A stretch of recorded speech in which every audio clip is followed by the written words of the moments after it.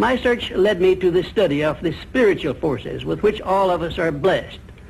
And it was in this field that I came upon a clue which has enabled me to help millions of people to find their earthly destinies. I want to describe my discovery in the simplest terms possible, because it will reveal to you why it is true that whatever the mind can conceive and believe, the mind can achieve, regardless of how many times you may have failed in the past or how lofty your aims and hopes may be. I caught my first fleeting glimpse of the profound law which provides the means by which we may choose our own purpose in life and attain it, while I was being coached by Andrew Carnegie during the organization of the Science of Success philosophy.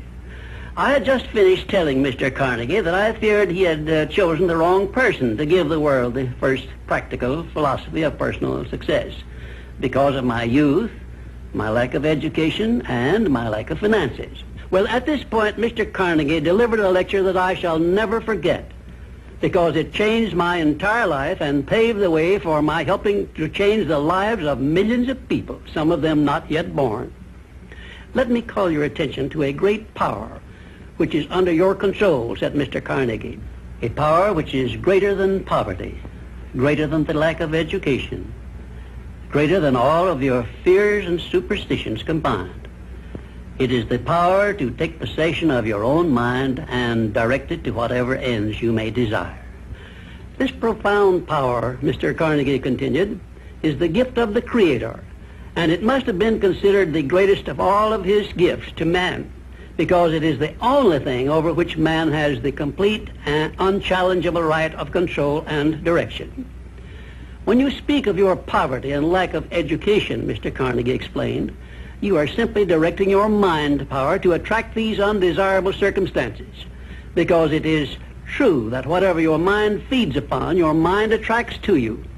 Now you see why it is important that you recognize that all success begins with definiteness of purpose, with a clear picture in your mind of precisely what you want from life. Then Mr. Carnegie continued his speech with a description of a great universal truth which made such an impact upon my mind that I began then and there to give myself a new outlook on life and set up for myself a goal so far above my previous achievements that it shocked my friends and relatives when they heard about it. Everyone, said Mr. Carnegie, comes to the earth plane blessed with the privilege of controlling his mind power and directing it to whatever ends he may choose. But, he continued, everyone brings over with him at birth the equivalent of 2 sealed envelopes, one of which is clearly labeled, the riches you may enjoy if you take possession of your own mind and direct it to ends of your own choice. And the other is labeled, the penalties you must pay if you neglect to take possession of your mind and direct it. And now let me reveal to you, said Mr. Carnegie, the contents of those 2 sealed envelopes. In the one labeled riches is this list of blessings. 1, sound health. 2, peace of mind. 3, a labor of love of your own choice. 4, freedom from fear and worry. 5, a positive mental attitude.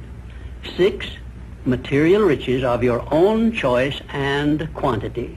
In the sealed envelope labeled penalties, Mr. Carnegie continued, is this list of the prices one must pay for neglecting to take possession of his own mind. 1, ill health. 2, fear and worry. 3, indecision and doubt. 4, frustration and discouragement throughout life.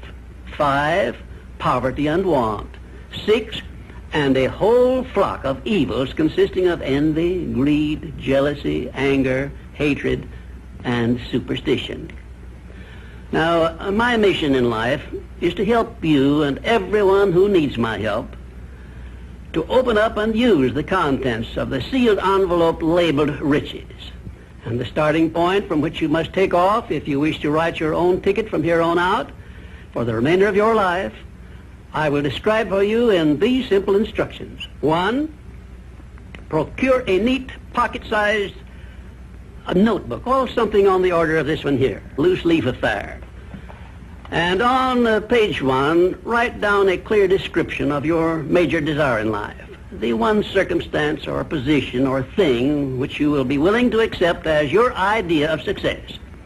And remember before you begin writing that your only limitations are those which you set up in your own mind or permit others to set up for you. And 2, on page 2 of your notebook, write down a clear statement of precisely what you intend to give in return for that which you desire from life. And then start in right where you stand now to begin giving. And 3, memorize both of your statements, what you desire and what you intend to give in return for it, and repeat them at least a dozen times daily. And always end your statements with this expression of gratitude for the blessings with which you were gifted at birth. I ask not, O divine providence, for more riches, but more wisdom with which to accept and use wisely the riches I received at birth in the form of the power to control and direct my mind to whatever ends I desire. If you are not too successful or self-satisfied to accept and express this profound prayer, if you accept it and express it in the same spirit of humble sincerity in which I pass it on to you, a new and a better world will reveal itself to you. A world in which you will see reflected the circumstances and the things which you yourself have created. And now let me close this, our first visit, with my favorite expression of gratitude. O divine providence, I ask not for more riches, but more wisdom with which to make wiser use of the riches you gave me at birth, consisting in the power to control and direct my own mind to whatever ends I desire. My name is W. Clement Stone.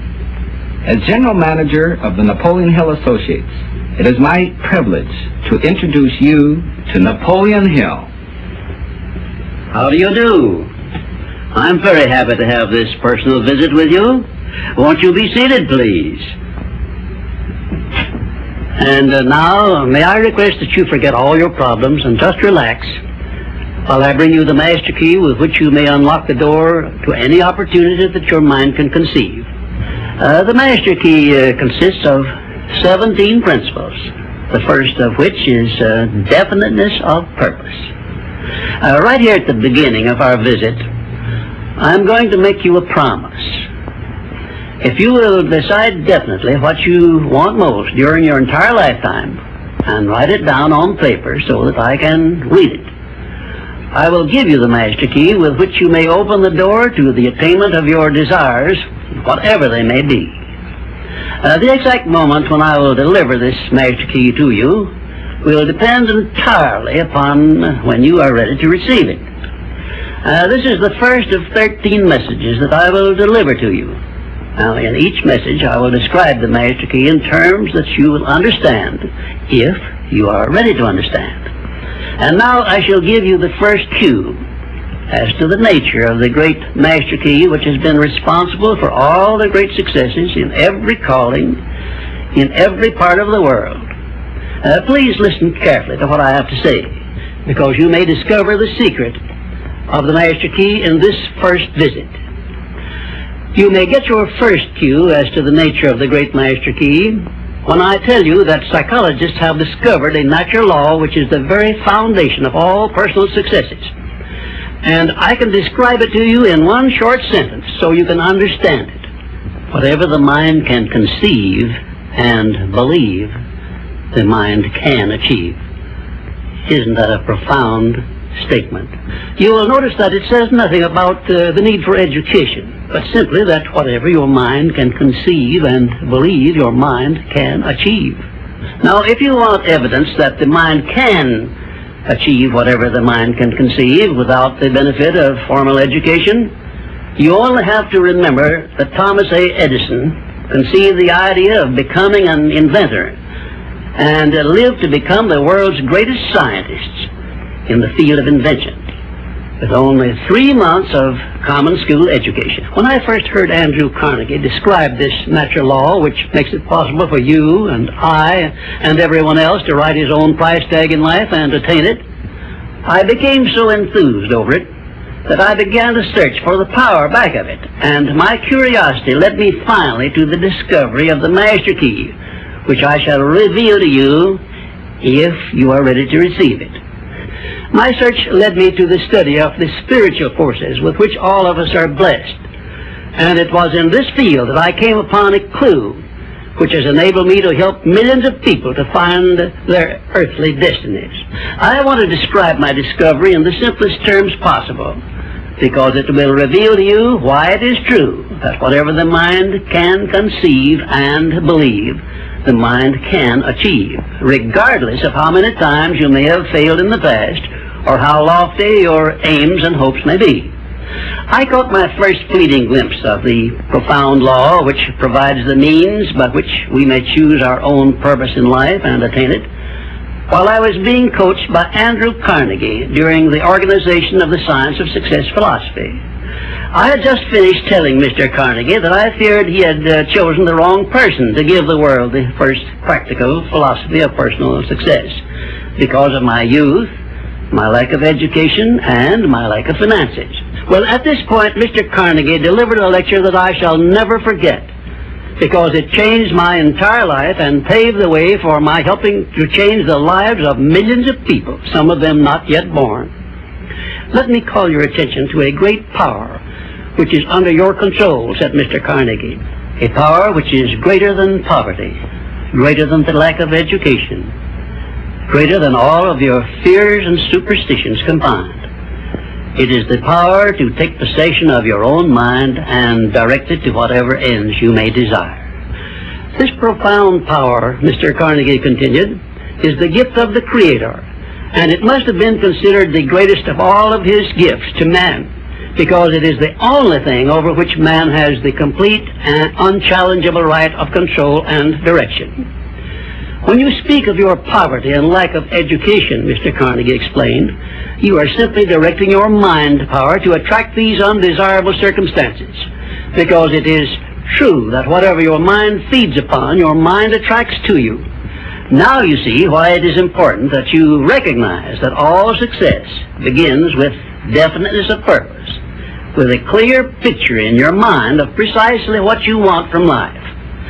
Then Mr. Carnegie continued his speech with a description of a great universal truth which made such an impact upon my mind that I began then and there to give myself a new outlook on life and set up for myself a goal so far above my previous achievements that it shocked my friends and relatives when they heard about it. Everyone, said Mr. Carnegie, comes to the earth plane blessed with the privilege of controlling his mind power and directing it to whatever ends he may choose. But, he continued, everyone brings over with him at birth the equivalent of 2 sealed envelopes, one of which is clearly labeled, the riches you may enjoy if you take possession of your own mind and direct it to ends of your own choice. And the other is labeled, the penalties you must pay if you neglect to take possession of your mind and direct it. And now let me reveal to you, said Mr. Carnegie, the contents of those 2 sealed envelopes. In the one labeled riches is this list of blessings. 1, sound health. 2, peace of mind. 3, a labor of love of your own choice. 4, freedom from fear and worry. 5, a positive mental attitude. 6, material riches of your own choice and quantity. In the sealed envelope labeled penalties, Mr. Carnegie continued, is this list of the prices one must pay for neglecting to take possession of his own mind. 1, ill health. 2, fear and worry. 3, indecision and doubt. 4, frustration and discouragement throughout life. 5, poverty and want. 6, and a whole flock of evils consisting of envy, greed, jealousy, anger, hatred, and superstition. Now, my mission in life is to help you and everyone who needs my help to open up and use the contents of the sealed envelope labeled riches. And the starting point from which you must take off if you wish to write your own ticket from here on out for the remainder of your life, I will describe for you in these simple instructions. 1, procure a neat pocket-sized notebook, or something on the order of this one here, loose leaf affair. And on page 1, write down a clear description of your major desire in life, the one circumstance or position or thing which you will be willing to accept as your idea of success. And remember before you begin writing that your only limitations are those which you set up in your own mind or permit others to set up for you. And 2, on page 2 of your notebook, write down a clear statement of precisely what you intend to give in return for that which you desire from life. And then start in right where you stand now to begin giving. And 3, memorize both of your statements, what you desire and what you intend to give in return for it. And repeat them at least a dozen times daily. And always end your statements with this expression of gratitude for the blessings with which you were gifted at birth. I ask not, O divine providence, for more riches, but more wisdom with which to accept and use wisely the riches I received at birth in the form of the power to control and direct my mind to whatever ends I desire. If you are not too successful or self-satisfied to accept and express this profound prayer, if you accept it and express it in the same spirit of humble sincerity in which I pass it on to you, a new and a better world will reveal itself to you. A world in which you will see reflected the circumstances and the things which you yourself have created. In my next visit, I will give you a description of the second principle of success, through the application of which you may make use of the education and experience of other people and get the necessary help you may need in attaining your definite major purpose in life. And now let me close this, our first visit, with my favorite expression of gratitude. O divine providence, I ask not for more riches, but more wisdom with which to make wiser use of the riches you gave me at birth, consisting in the power to control and direct my own mind to whatever ends I desire.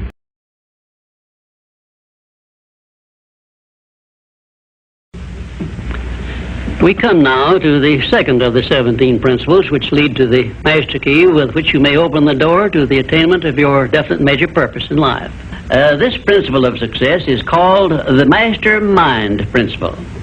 I want you to understand the nature of the mastermind principle because you must use it before you can take possession of the master key. An understandable definition of the mastermind is this. It consists of 2 or more people who work in perfect harmony for the attainment of a definite purpose. Now, here are some interesting facts about the mastermind which give you an idea of how important it is and how necessary that you embrace this principle and make use of it in attaining success in your chosen occupation. First of all, it is the principle through which you may borrow and use the education, the experience, the influence, and perhaps the capital of other people in carrying out your own plans in life. It is the principle through which you can accomplish in 1 year more than you could accomplish without it in a lifetime if you depended entirely upon your own efforts for success.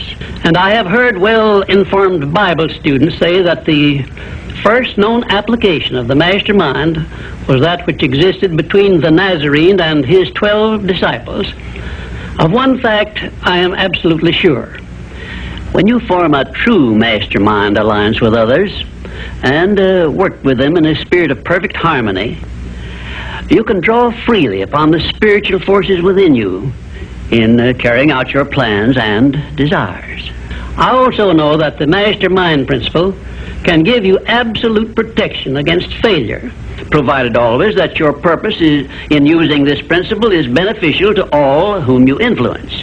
In my research while organizing the science of success, I had the collaboration of practically every outstanding successful man this country has produced during the past 50 years. And I can tell you definitely that their success was due in the main to their knowledge and application of the mastermind principle.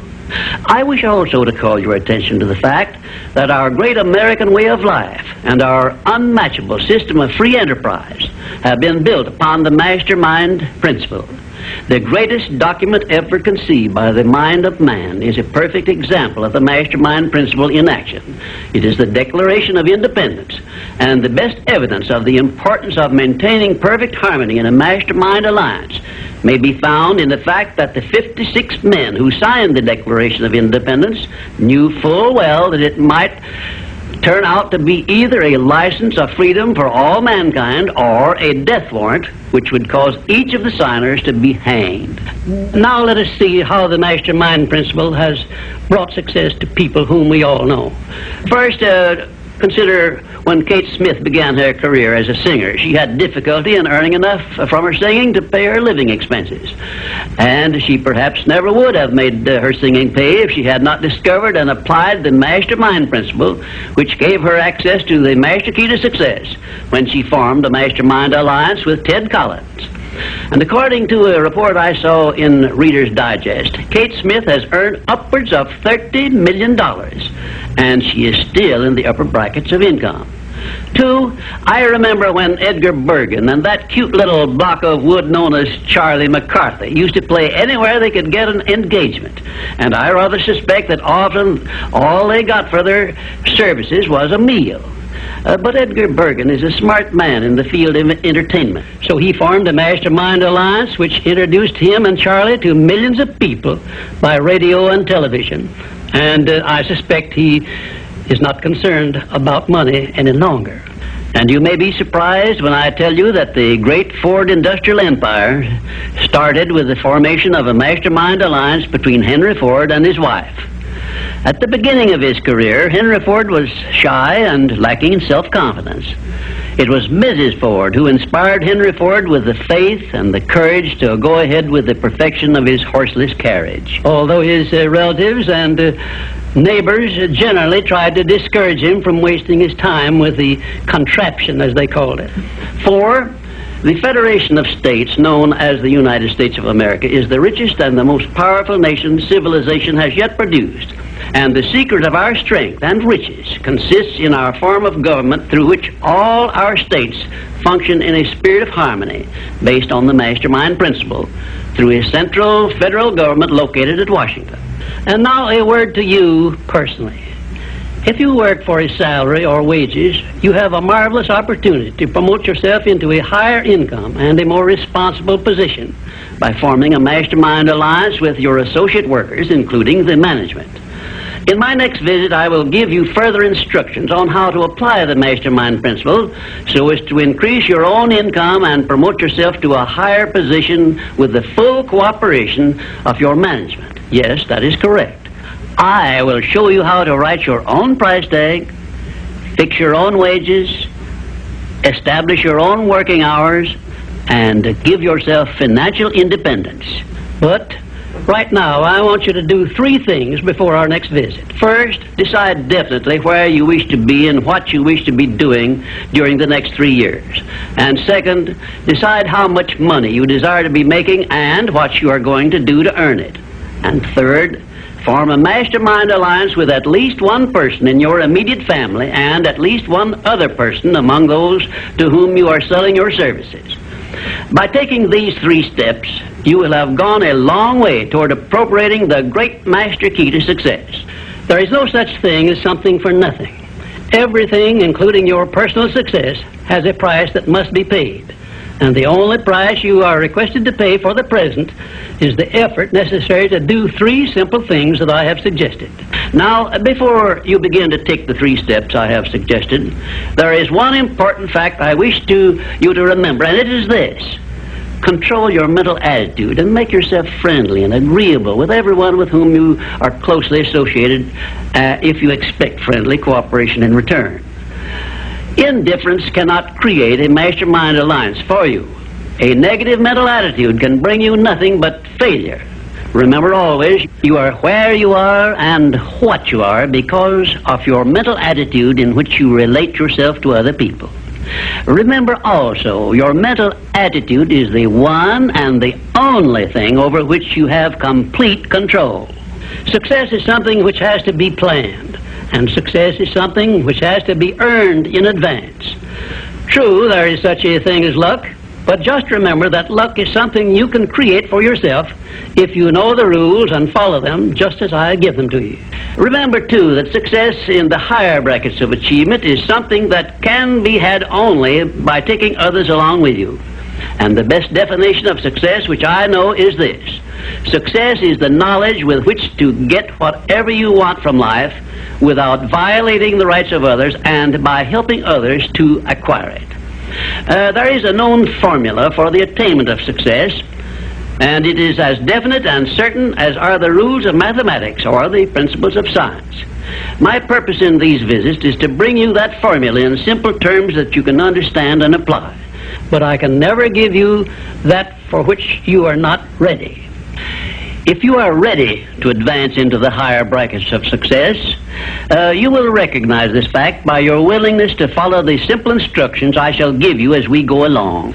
If Kate Smith had not been ready for success when she formed the Mastermind Alliance with Ted Collins, he couldn't have brought her success. This thing called success is a very profound and interesting thing because the line of demarcation between success and failure is so slight that it is often hard to tell where one ends and the other begins. For example, in my association with the late Henry Ford, I recognized that he had thousands of people working for him who had much more education than he, more magnetic personalities, more ability to make friends, and a much better chance of succeeding than Mr. Ford had when he was working for wages. But Mr. Ford had one simple quality the others who worked for him did not possess.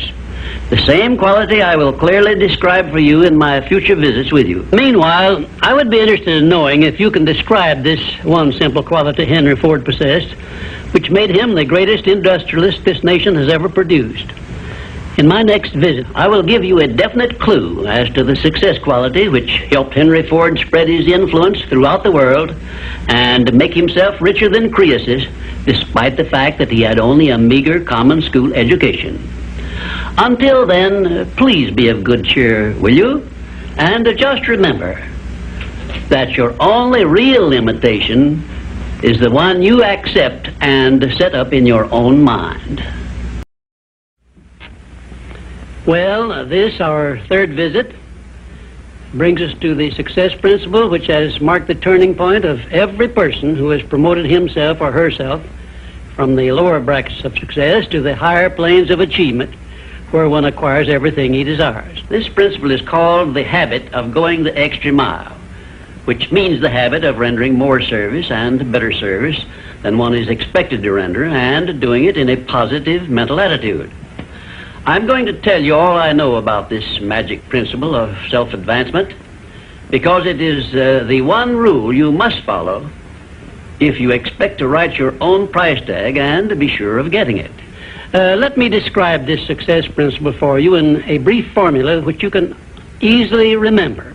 I call it the QQMA formula, which means the quality of service you render plus the quantity of service you render plus the mental attitude in which you render service determines the space you occupy in your chosen calling and the compensation you get from your services.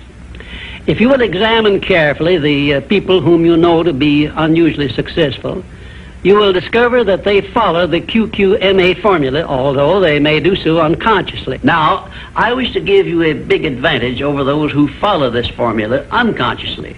I wish to show you how to make use of it deliberately with purpose of forethought, so you may make the principle pay off in a big way and do it quickly.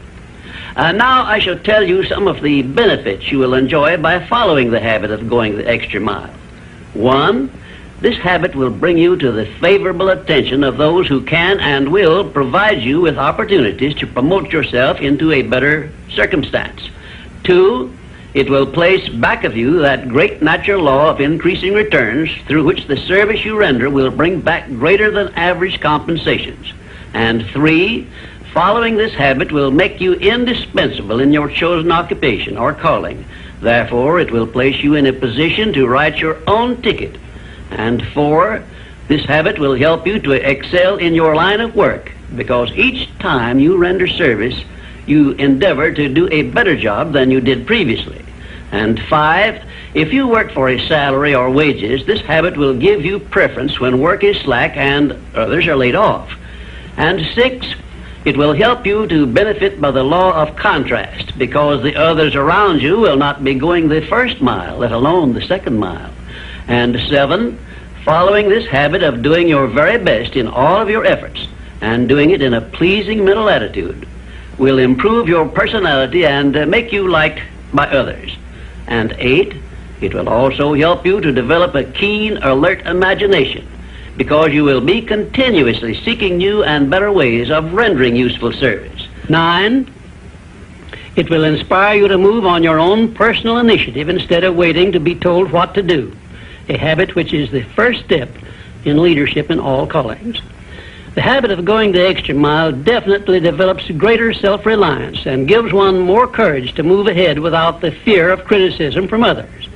And here is one thing it does, which, if it benefited you in no other way, would justify you in adopting it. It helps you to master the destructive habit of procrastination, the one habit which heads the list of causes of failure. 12, going the extra mile influences other people to respect your integrity and inspires them to go out of their way to cooperate with you in a friendly spirit. And 13, the habit helps you to develop definiteness of purpose, which is the starting point of all personal success. And it stops you from drifting through life without knowing what you want or where you are going. And number 14, and here is the grand payoff which this habit gives you.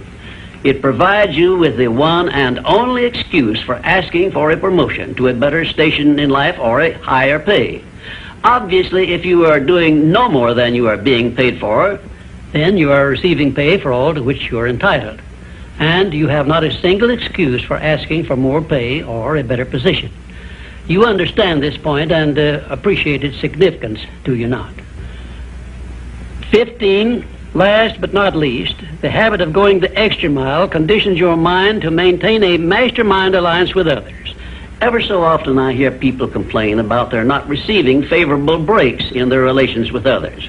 I never hear this sort of complaint from one of my students of the science of success, nor from anyone who has ever read any book that I have written, because all of my students have learned the secret of how to create their own favorable breaks.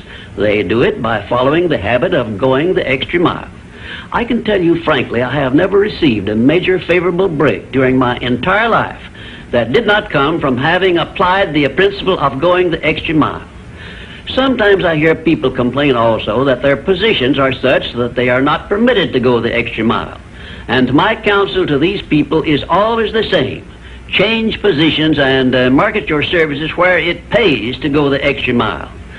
I am sincere in giving this advice because I know that no one can do better than earn a mere living unless and until he begins going the extra mile. During my business career, I suppose I have employed at one time or another at least a score of private secretaries, all of whom followed the habit of going the extra mile. But I have never been able to keep but one of those secretaries for more than a year because invariably they promoted themselves into better paying jobs elsewhere, and they did so with my full blessings. The one exception is my present chief secretary, who has been with me for over 10 years. I married her to make sure I wouldn't lose her. The reason I know definitely that the habit of going the extra mile is a sound procedure is the fact that I have checked this principle, as I did all of the other 16 success principles, to make sure they were in harmony with natural laws. I can give you a fine example of how nature forces man to go the extra mile in order that he may produce the food with which to exist. The farmer, for example, must follow the habit of clearing the ground, fencing it, plowing it, and planting the seed at the right season of the year, all of which he must do in advance without compensation of any kind.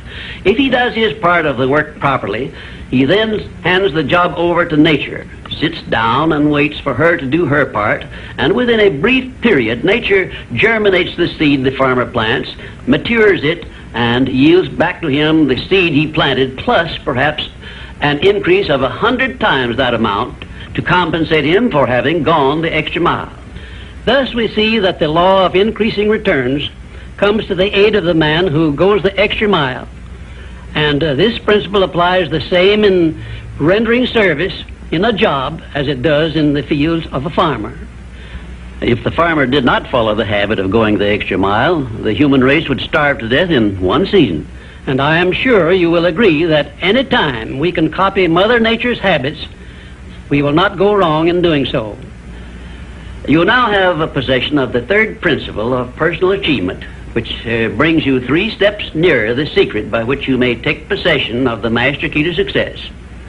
In order that you may test the magic power of this third principle, I'm going to offer you a suggestion which may bring you such overwhelming success that you will not need to attend further visits with me.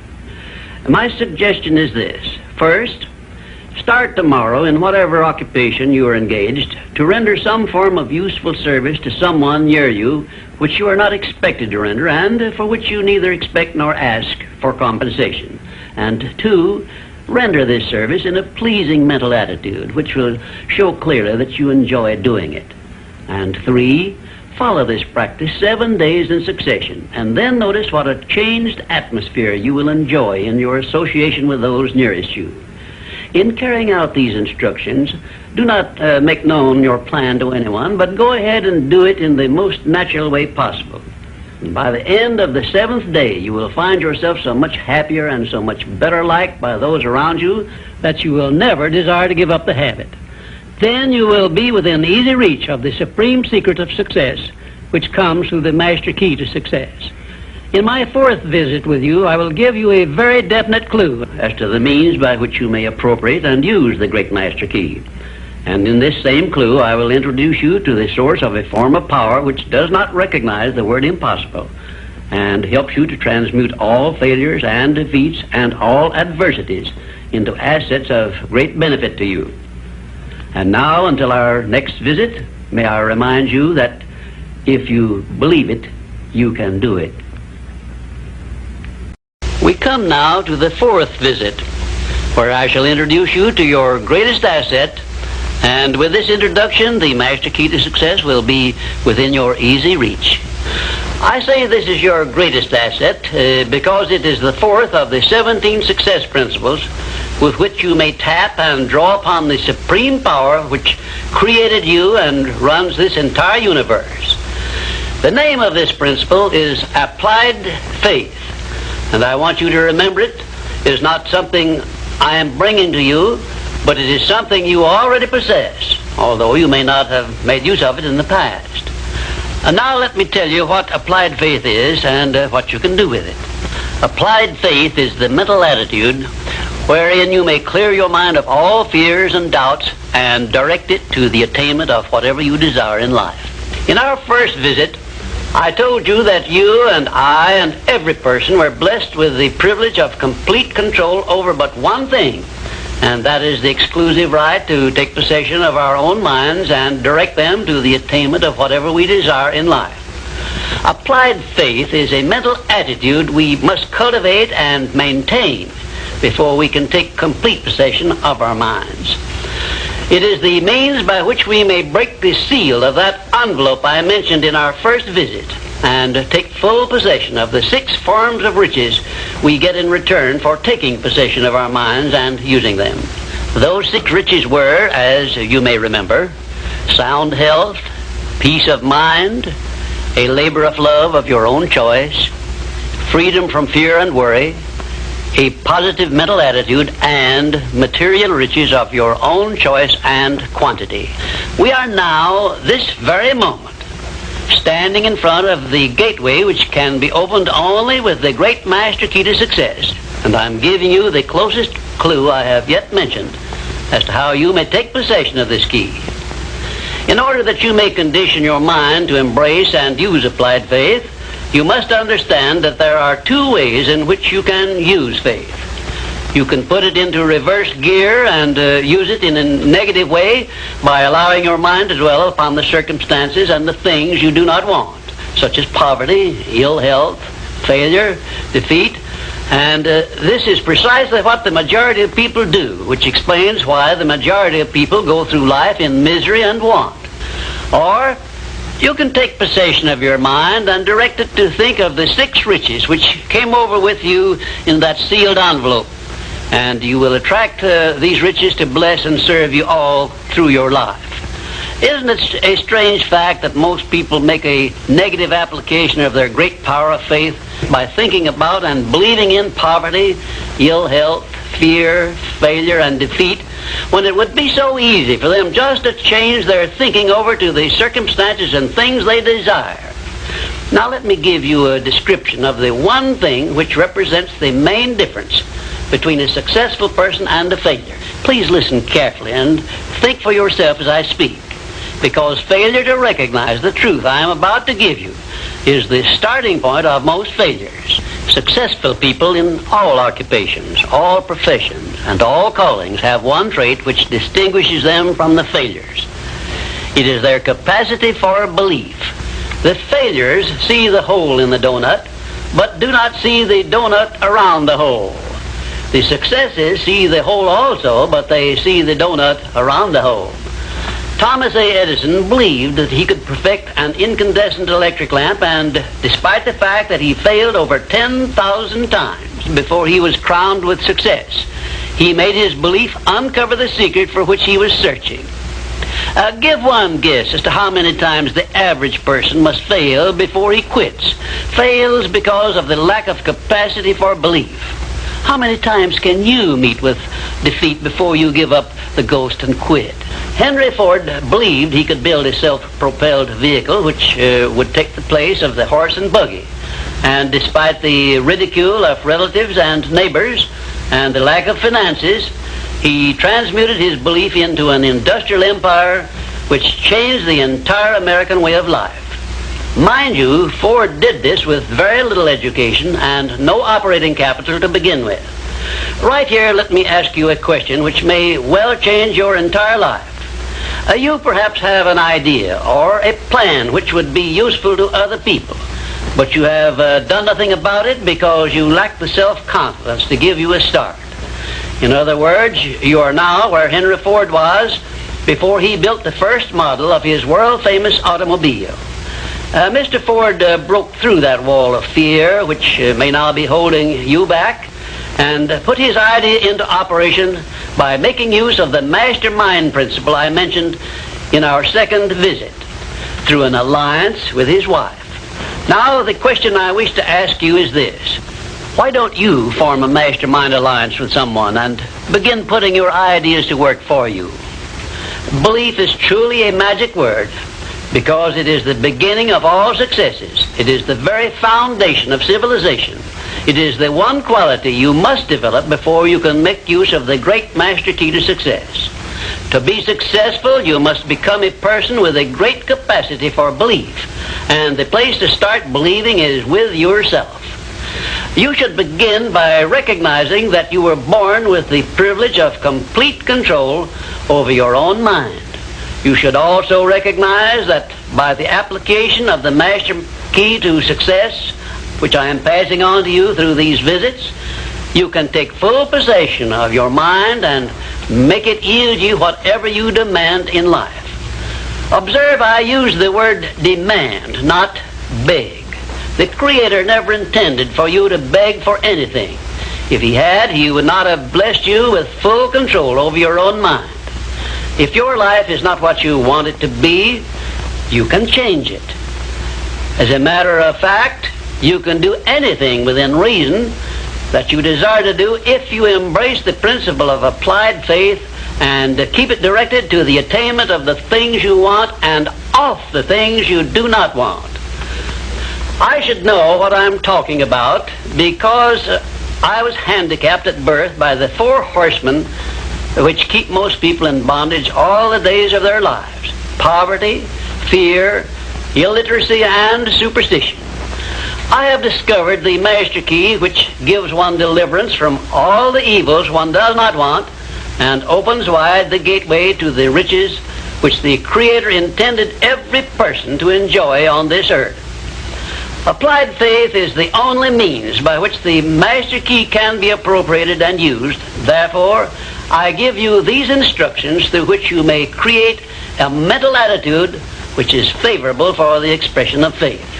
1, know what you want and believe that you can and will get it. 2, give expressions of gratitude many times daily for having received that which you want, even before you actually get physical possession of it. Possession starts first in the mind. Please remember this. 3rd, keep your mind open for hunches from within.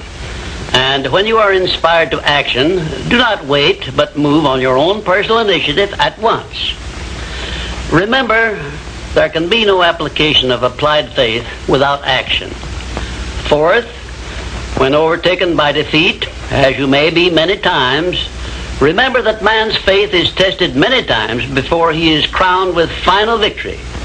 And accept your defeat as nothing more than a challenge to keep on trying. And 5, a burning desire for the things or circumstances you want is the starting point of all applied faith. Be definite, believe, and act. And keep on acting if at first you meet with defeat. 6, when doubt creeps into your mind, remember that whatsoever a man believeth, that shall he also reap. Remember, faith is not something you get. Faith is something you already have.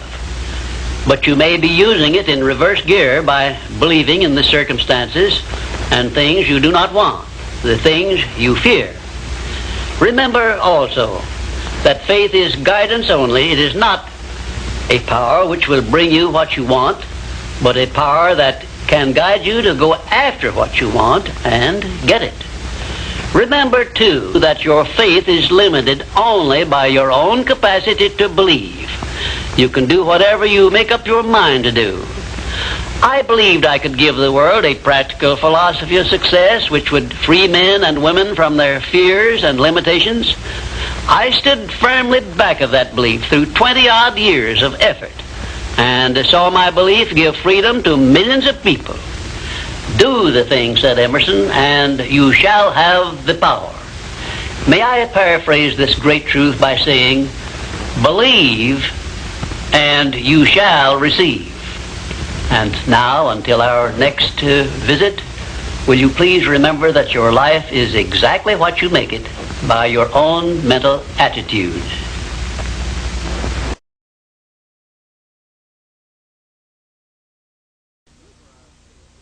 I'm happy to be with you for our 5th visit, and our subject is a pleasing personality.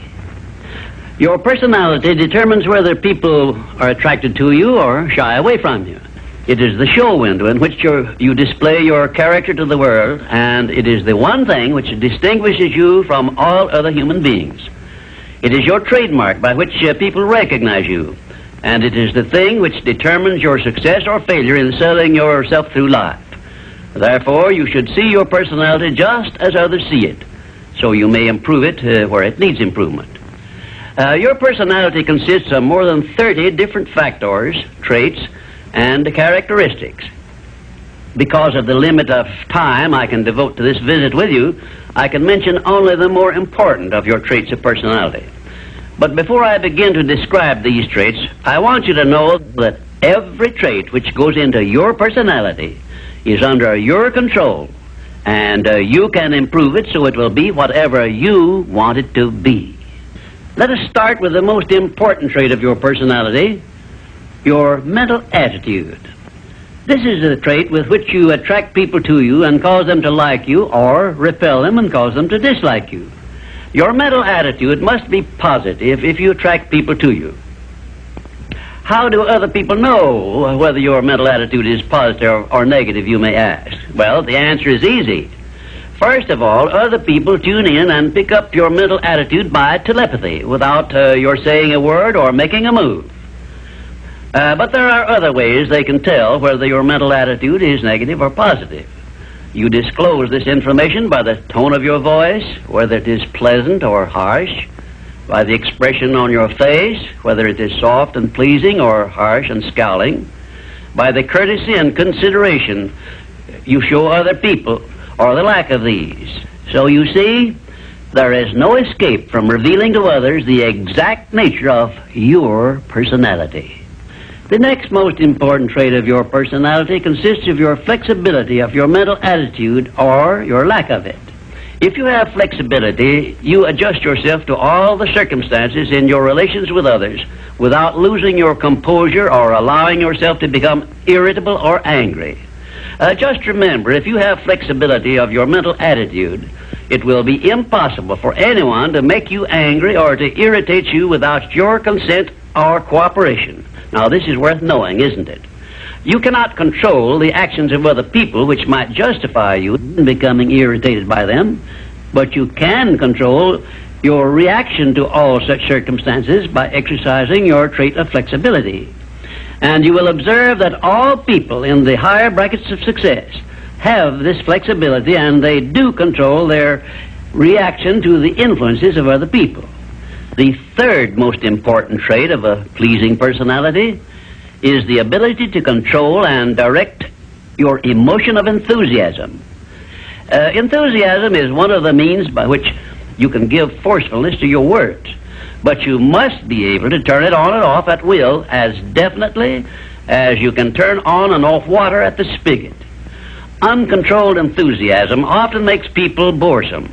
It also may open wide the window to one's mind through which other people may enter and influence one in ways he does not wish to be influenced. The fourth most important trait of a pleasing personality is a sincerity of purpose. The person who is not sincere in all relationships with others is soon detected and rejected, because no one is attracted to the person who thus endeavors to deceive others. Sincerity is one quality of character which cannot be successfully faked, not even by the most astute rascal or the most efficient actor, because insincerity evermore carries with it some warning sign which other people recognize. You have only to go back into your own experience with insincere people to prove the truth of what I have stated. There are 26 other important traits which give one a pleasing personality, but I do not have time to give them to you in this visit. Now let us turn our attention to some of the common habits which destroy a pleasing personality. Please check yourself as I describe these negative habits, and you may make discoveries about yourself sufficient to enable you to rebuild your entire personality so it will become a master salesman in your behalf.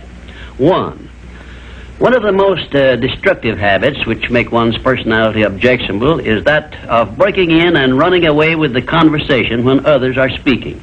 And 2, sarcasm, expressed by insinuations and wisecracks which are not so wise, is near the head of the list of habits which give one a negative personality. And 3rd, vanity expressed by either words or actions is sure to make one unpopular.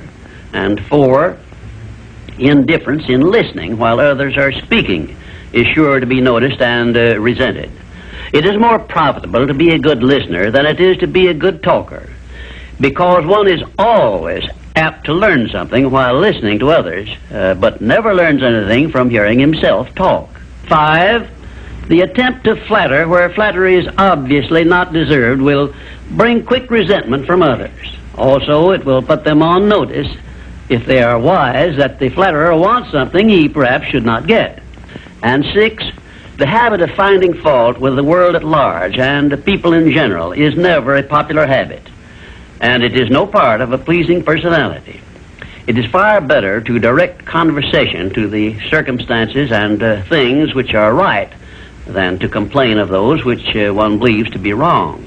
And 7, one of the very worst habits which destroy a pleasing personality is that of openly and directly challenging those with whom one may not agree, where there is no obvious reason for doing so, except the desire to be on the opposite side. And 8, the habit of volunteering unsolicited advice to others who have not requested it can make one an intolerable bore. Free advice usually is considered to be worth just what it costs, which is nothing but the patience with which to listen to it. And 9, the habit of speaking of one's physical ailments worries, and personal problems may be tolerated by others, but this habit will never make one welcome or pleasing. If you wish to make yourself welcome in your relations with others, manage to talk about things which interest and concern those to whom you are speaking. You will never be boresome to the person to whom you are speaking of himself and the things which interest him, a truth which all master salesmen understand and respect. And 10, the habit of endeavoring to convey an impression of superiority through the use of words and topics unfamiliar to others is a surefire destroyer of popularity.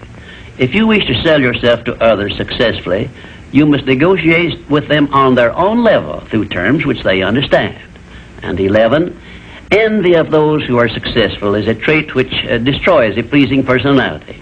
The truly great men and women have all been known to be generous, sympathetic, and joyous in connection with the good fortunes of others. And 12, slovenliness in body, posture, and in clothing never attracts but always repels others. Clothes make not the man, as has been said, but they surely give him a mighty good start if they are appropriate and properly worn. Carelessness in body carriage and posture is immediately traceable to a negative mental attitude. If you are free from these 12 common habits which make one unpopular, you probably have a very pleasing personality. There are 5 other negative habits which make one unpopular, which I have not had the time to mention. Remember this, please. If you are not liked by other people, you may be sure there is a reason which you can detect and correct. It is unnatural for one person to dislike another without a cause. Before you can make full use of the master key to success, you will need to make your personality pleasing. This will require courage on your part and honesty with yourself. A pleasing personality stands near the head of the list of assets which make one truly rich. I was impressed with this truth many years ago when I heard Andrew Carnegie say that he paid his right-hand mastermind ally, Charles M. Schwab, $75,000 a year for the services he rendered directly. But he often gave Mr. Schwab a bonus at the end of the year of $1 million for the influence he exerted on his associate workers because of his pleasing personality. You see, therefore, Andrew Carnegie, who has been said to have been the greatest judge of men this nation has ever known, placed a value on a pleasing personality of more than 10 times as much as he valued the personal services of his right-hand man. Perhaps this will give you a clue that may help you up the market value of your personality. And now, until we meet again, may I wish you health, wealth, and peace of mind. This visit brings us to the 6th principle of success, without which the 5 principles I have given you previously would be useless. It is the principle of self-discipline.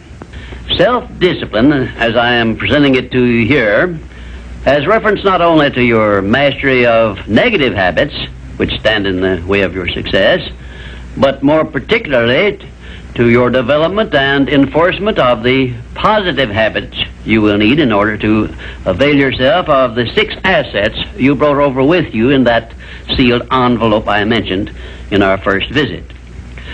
Now let me give you a list of the more important things over which you will have to exercise self-discipline before you can embrace and use the great master key to riches. 1, you will have to gain mastery over your tongue by acquiring the habit of thinking first and then speaking after you are sure that what you say will benefit you and not injure others. A loose tongue often is one's greatest liability. 2, you will have to exercise self-discipline in mastering the common tendency to strike back at those at whom you have a cause, real or imaginary, for a grievance. You must remember that everything you do to or for another, you do to or for yourself, because your every thought and every act which benefits or injures another person comes back to you in kind, greatly multiplied. So, if you feel that you must slander another person, do not speak it, but write it. Write it in the sands near the water's edge, then move away from it until the tides have flown. 3, You will have to exercise self-discipline over all of your emotions, particularly your emotions of love, hate, fear, and sex. These are the big four of your emotions, and they can make you or break you according to the extent of discipline you exercise over them.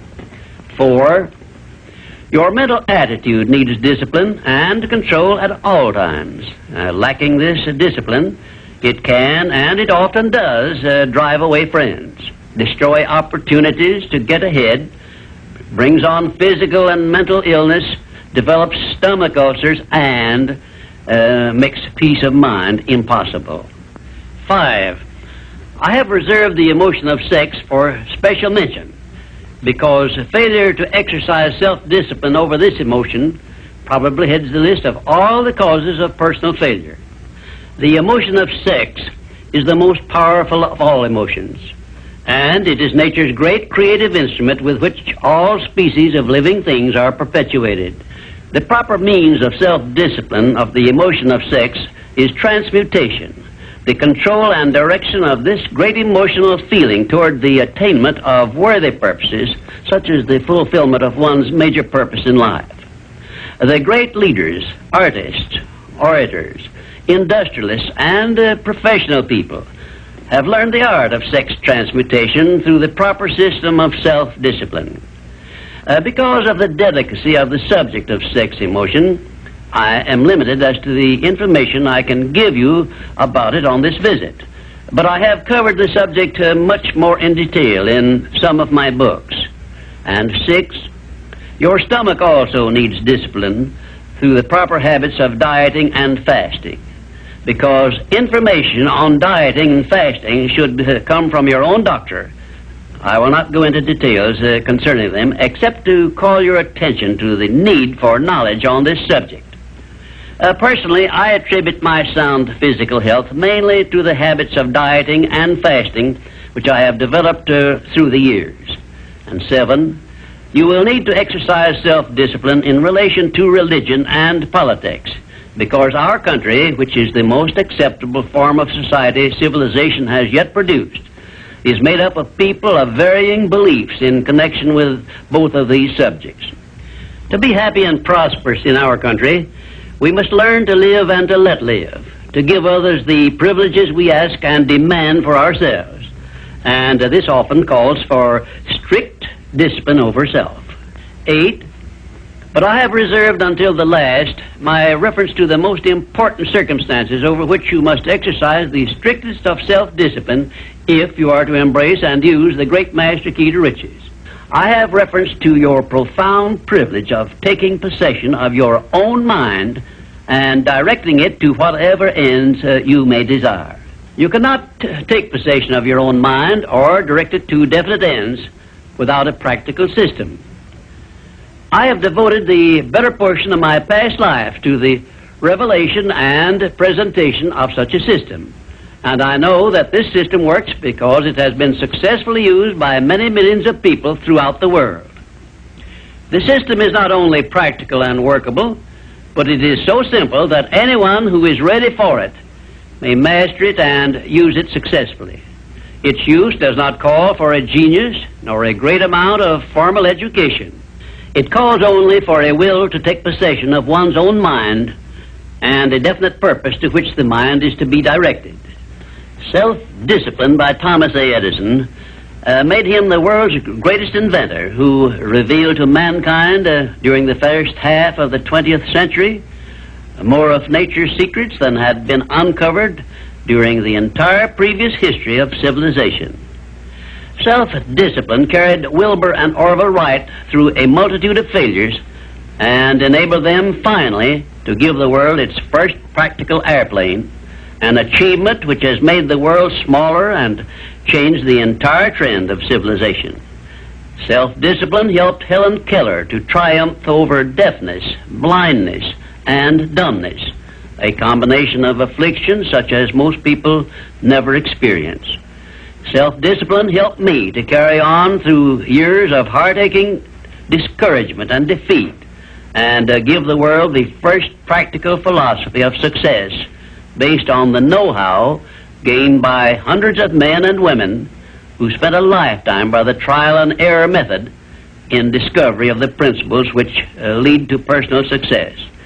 Self-discipline is among the top-ranking features of all the great religions, including, of course, the Christian faith. And there are some people who believe that our major purpose on earth is that of developing wisdom through struggle and self-discipline. One thing is certain: no one ever becomes very wise without the aid of self-discipline, and no one ever finds peace of mind and happiness without the strict exercise of self-discipline. Self-discipline is the only means of transmuting sorrow into faith. It is the only means by which we may transmute hatred of others into the milder emotion of sympathy for them. It is the only means by which we may reveal and profit by the seed of an equivalent benefit which comes with every adversity and every defeat. It is the only means by which we may shut out of our minds the deadly effects of past experiences of suffering and unpleasantness.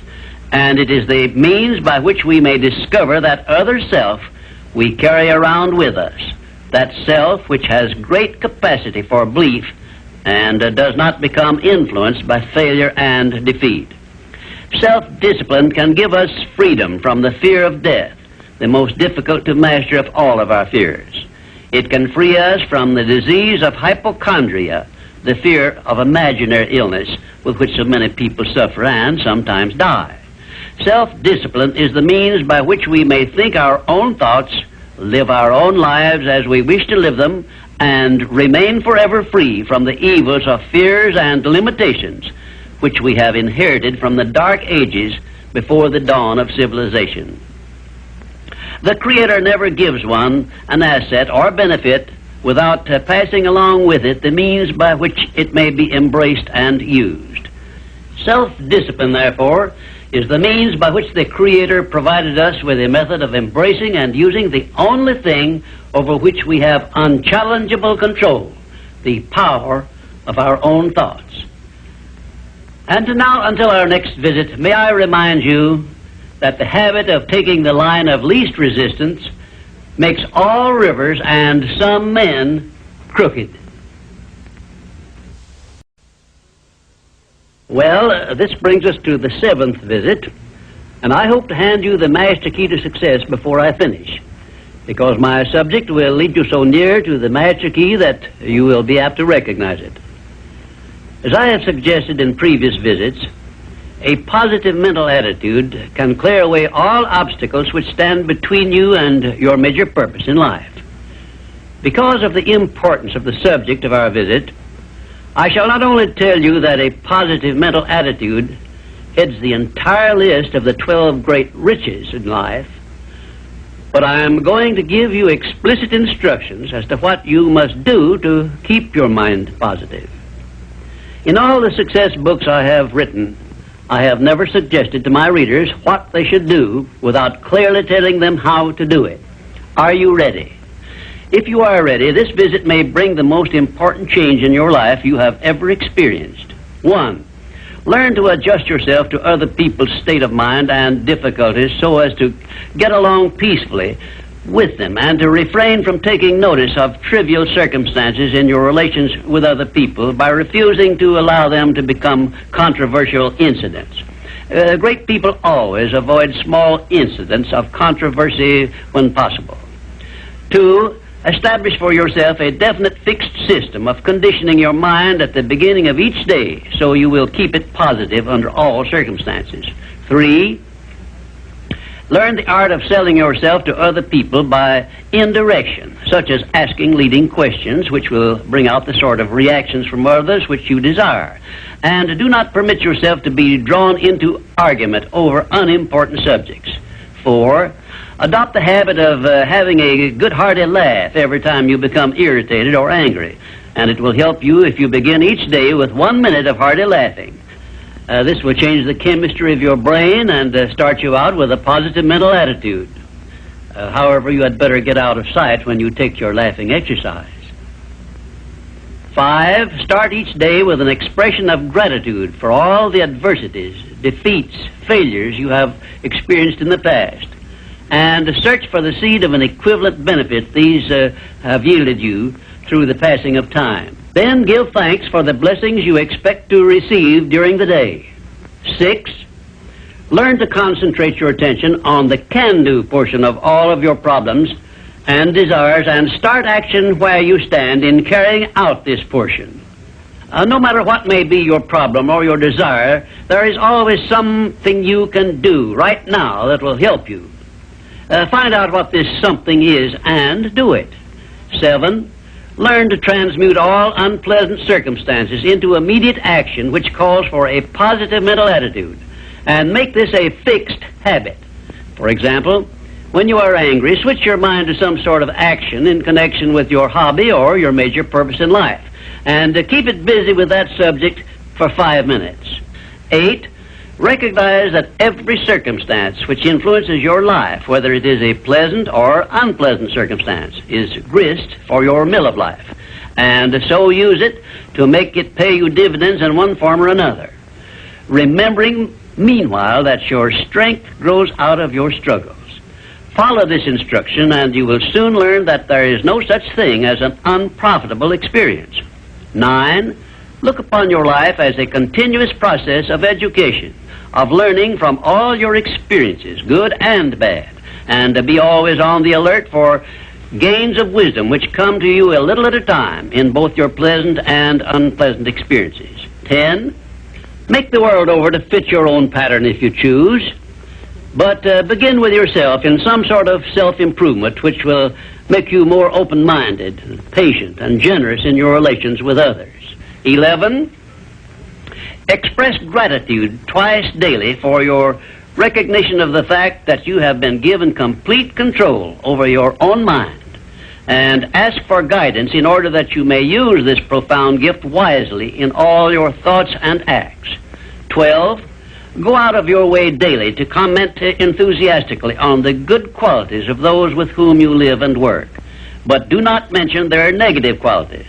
Then observe with benefit to yourself how quickly others will begin to concentrate on your good qualities. Remember, I'm still talking about how to keep your mind positive.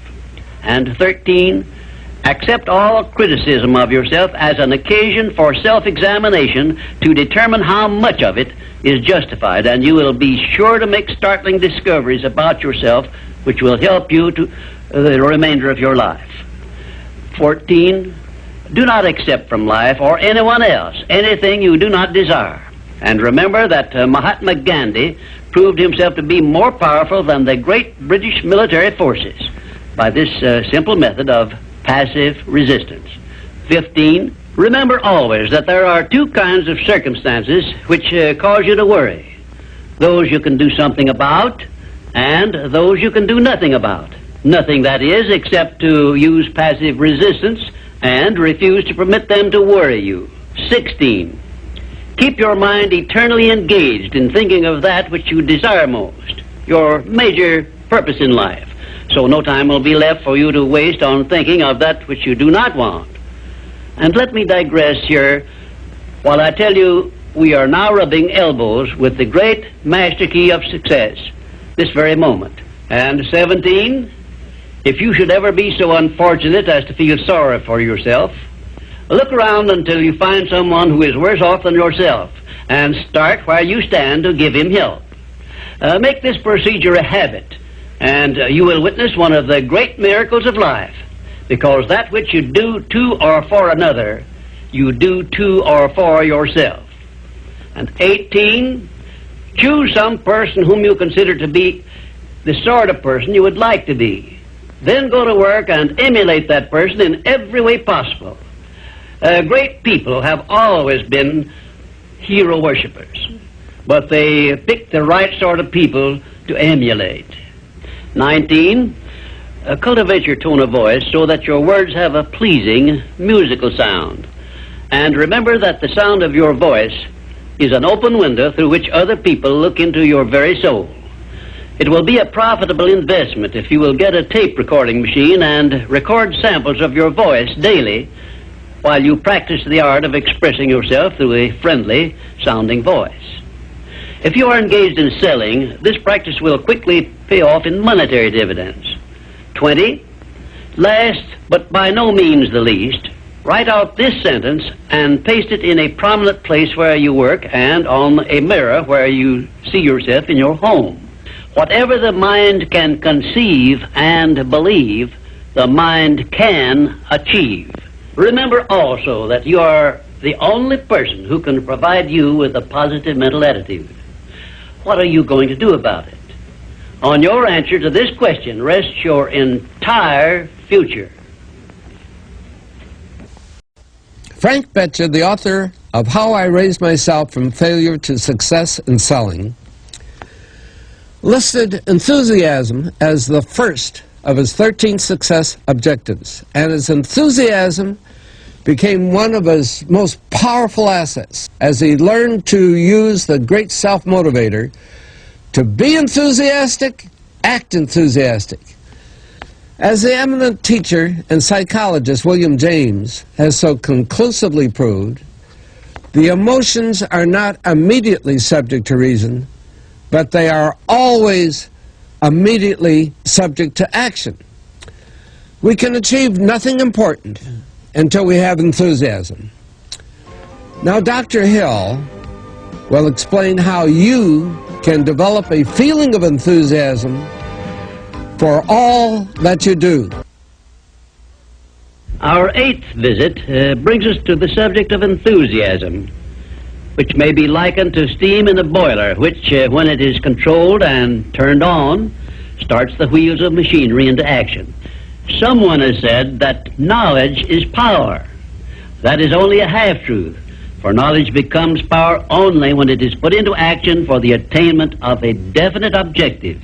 Enthusiasm is one of the more powerful means by which we may put into action our education, experience, and knowledge. Spoken words without enthusiasm are often ineffective, and sometimes they can be actually boresome, as you of course know if you have noticed the effect a speaker without enthusiasm has on his listeners. I have known lecturers to hold audiences spellbound for 2 hours, yet when members of the audience were asked to tell what the speaker had said, they could not remember. But what they did remember was that the speaker got their attention and held it. And now let me explain why enthusiasm has such a powerful impact upon the minds of those who come under its influence. To begin with, I believe you'll be interested in knowing that your brain and every other person's brain is both a broadcasting station and a receiving station, which sends out thought vibrations and picks up those sent out by other people. When you turn on your enthusiasm, you step up the vibrations of thoughts which go out from your brain so that they reach and affect other people more quickly. As a matter of fact, you can send out thoughts which have been so stepped up with silent enthusiasm that they will reach and influence other people to whom you direct your thoughts. This is a fact which has been known to psychologists for ages, and it is also known to most master salesmen who use this method to condition the minds of their prospective buyers before they ever talk with them. You must have observed that the enthusiasm is very contagious, that it engages the attention of those who come under its influence and causes them to respond in a similar spirit of enthusiasm. I once heard Andrew Carnegie say that if you turned loose one man who thought in terms of intense enthusiasm in an industrial plant employing thousands of people, this man's enthusiasm would very quickly reach and influence every person in the plant. And he said that it made not the slightest difference whether the enthusiasm was negative or positive, constructive or destructive. Then Mr. Carnegie went on to explain that in his selection of employees for promotion to bigger jobs, the first thing he looked for was a man's capacity to express himself in terms of intense enthusiasm. He said that enthusiasm is one of the most important traits necessary for leadership.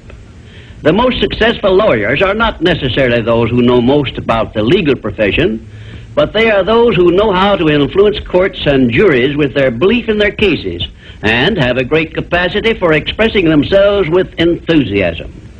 When you are introduced to another person, you have a marvelous opportunity to sell yourself favorably to that person by the extent of the enthusiasm you express in accepting the introduction. When you shake hands with another person, you have also a fine opportunity to make a favorable impression by the warmth of enthusiasm you put into that handshake. If there is anything which leaves me flat and unfavorably impressed when I'm introduced, it's an extended hand which feels like a piece of cold ham and acknowledges the introduction with a cold, canned, pleased to meet you, with no signs of enthusiasm back of it. Now, right here, let me give you a brief course in salesmanship, which may be of value to you the remainder of your life. When you meet anyone on whom you wish to make a favorable impression, when it is a stranger you have not previously met or someone with whom you are already acquainted, do these things. 1, turn on your enthusiasm and so modulate your voice with it that you definitely make the other person feel you are happy to communicate with him. 2, when you shake his hand, take a firm grip on it and give it a quick, firm squeeze at the end of each word you express in your greetings. For example, say, "How do you do? I am so very glad to meet you." Do not crush the hand, however, as I have known some people to do. 3, then, if you begin the conversation, be sure that you direct it to some subject of interest to the other person. And 4, follow through by eagerly asking questions which will keep attention focused upon the other person. Then, when you are ready to have the other person hear what you have to say about yourself or your interest or your business, he will have been prepared to listen attentively. I've often told my students of salesmanship that the best possible way for one to sell himself to others is to first sell the others to themselves. That counsel was sound when I began training salesmen over 30 years ago, and it is still sound. When I was a youngster in school, I discovered that the teachers from whom I learned most were those who expressed the greatest enthusiasm in their teaching. And I have heard an experienced doctor say that the enthusiasm he carries into the sick room with him has more to do with helping to bring about a cure than all the medicine he can prescribe. Enthusiasm is an expression of a positive mental attitude, and it has long been known to doctors that a positive mental attitude stands high on the list of influences which give one sound health. I have heard it said, for example, that only one thing causes stomach ulcers, and that is worry or a negative mental attitude.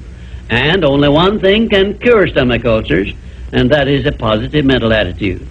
It seems that disease germs cannot live and thrive in the bloodstream of one whose mind is always positive.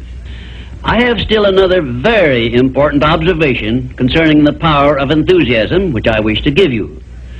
I have observed that prayers expressed with intense enthusiasm bring much quicker and more satisfactory results. Now, you can try this for yourself and be convinced. I began experimenting with this idea many years ago, and from my experiences, I gathered the information which caused me to change my method of prayer entirely. I now use the prayer I recommended to you on previous visits, with the gratifying results that I get quicker and more favorable action from my prayers than I did when I expressed them in a spirit which lacked enthusiasm. I suggest that a very practical way to begin learning to express yourself with enthusiasm will be to follow the habit of reading aloud for 10 minutes daily, putting all the enthusiasm at your command into your reading. You will be surprised in a short while at how much this will help you in speaking with enthusiasm in your ordinary conversations. I would suggest also that you adopt the habit of practicing enthusiasm in your conversations with your family and your business associates. Incidentally, this habit will make you more popular with those who are close to you. You can enjoy the benefits of enthusiasm if you are interested enough to develop a technique by which to acquire this habit, so you will follow it in a natural, unaffected tone of voice. If you follow my suggestion that you read for 10 minutes daily as a means of acquiring the habit of enthusiasm, I recommend that you write down a list of 10 subjects, things, or circumstances in which you have the keenest interest, and use this list for your practice purposes. You will have no difficulty in reading in a tone of enthusiasm in connection with the things that you like best. And finally, if you have not already picked up some useful ideas as to how the habit of enthusiasm can be developed, or what causes one to be enthusiastic, let me give you an example which may provide you with an interesting cue. You perhaps remember when you were courting the person of your choice, or being courted, as the case may be, you needed no one to tell you how or why to be enthusiastic. Of course not, because the motive of love or affection took care of this without effort on your part. Just remember that enthusiasm is always easily expressed when one is inspired by a burning desire for something or any motive associated with one's closest interests. Where there is no motive, there is apt to be no enthusiasm. Remember also that the three basic motives which it has been said practically rule the world are: 1, the emotion of love; 2, the emotion of sex; 3, the desire for financial gain. A combination of all three of these motives, it has been claimed, can convert a mediocre person into a genius, and I leave the thought with you for consideration. And now, until our next visit, I ask that you try the habit of moving with enthusiasm in all of your daily work and see how much better you will feel. We come now to the 9th visit, where we shall analyze the 9th principle of success, which is personal initiative. Personal initiative is the dynamo which starts the faculty of imagination into action, in the process of translating one's definite major purpose into its physical or financial equivalent. If you aim for success above mediocrity, you will need to learn to act on your own personal initiative, because your success is something which you must achieve for yourself without someone telling you what to do or how to do it. Incidentally, Cyrus H.K. Curtis, the former owner of the Saturday Evening Post, and one of my collaborators in organizing the Science of Success philosophy, was responsible for a motto on personal initiative of such great importance that I want you to have it. Said he, "There are two kinds of men who never amount to much: those who cannot do as they are told, and those who can do nothing else." Of course, Mr. Curtis's implication is very clear. He implied that those who amount to something worthwhile in life are those who move on their own personal initiative without being told what to do or why they should do it. The men who stand out in the minds of the public as the greatest successes from the days of George Washington on to the present are those who chose their own occupation, business, or profession, and moved on their own personal initiative in achieving their purpose. And those who are getting ahead most rapidly today, no matter in what position they began, are those who promote themselves to a higher place in life by acting on their own personal initiative. The habit of personal initiative not only inspires one to move on his own responsibility, but it also influences him to carry through until he completes that which he undertakes in a manner pleasing to all concerned, because he knows that a winner never quits and a quitter never wins. And right here is an appropriate place to say something I perhaps should have said before, namely, that a big success is made up of a great number of little circumstances, each of which is so small and seemingly insignificant that most people pass it by as not worthy of notice. Some may think, for example, that the habit of personal initiative is unimportant, but we have only to take a look at the record of some of our greatest successes to recognize that personal initiative was an important factor without which they never would have achieved success. For example, no one told F.W. Woolworth to start a 5 and 10 cent store. The idea was his own. He acted on his own personal initiative in putting his idea into action, and lived to see it yield him a fortune well above $100 million. My distinguished business associate, W. Clement Stone, started his insurance business on his own personal initiative with an operating capital of only $100. But he followed through on that same personal initiative and made his humble beginning yield an annual gross income of many millions of dollars. And it was that same habit of acting on his own personal initiative, of doing the thing he wanted to do, which inspired Mr. Stone to join forces with me in taking the Science of Success philosophy to millions of people throughout the world, an undertaking which it is believed may help more people to find their places in the world than has any other influence during the past 100 years. The habit of personal initiative was the chief trait which helped Henry J. Kaiser to build a great industrial empire and raise himself to a high position in the industrial world. It was this trait of personal initiative which inspired Mr. Kaiser to pile up such an enormous record in the building of ships during World War II, despite the fact that he had never built ships before. One day when I was lecturing to one of my classes, I mentioned Henry J. Kaiser's wonderful record in building ships more cheaply and quickly than experienced shipbuilders had been able to do, when one of my students spoke up and said, Mr. Kaiser's having been a friend of Jesse Jones of the Federal Reserve Bank did not hurt his chances of success any, did it? Well, for a moment it looked as if that question had placed me on a spot. But I soon recovered my composure and came back with this reply. No, his knowing Mr. Jones did not hurt his chances, but think of the thousands of industrialists, many of whom may also have known Mr. Jones, but did not use their personal initiative in getting his financial help. Personal initiative is one quality which inspires one to form friendships and to make contacts with people who can be of aid to them in times of need. It was my personal initiative which influenced Andrew Carnegie to give me an opportunity to organize the Science of Success philosophy. I now wish to give you an outline of the more important attributes of the person who has sufficient personal initiative to give him leadership in his chosen occupation. 1, first of all, the person who follows the habit of personal initiative has a definite major purpose in life and a plan for its attainment. 2, and a mastermind alliance with those whose help is essential in achieving his major purpose. 3, he has the necessary persistence and the will to win to carry him along when the going is hard and he meets with obstacles. 4, he makes decisions promptly when he has the necessary facts on which to base them and changes them slowly, if at all. 5, he follows the habit of doing more than he is paid for, and he does so in a pleasing, positive mental attitude. 6, he accepts full responsibility for everything he undertakes and never passes the buck when things go wrong. 7, he can take friendly criticism without resentment because he has learned to profit by it.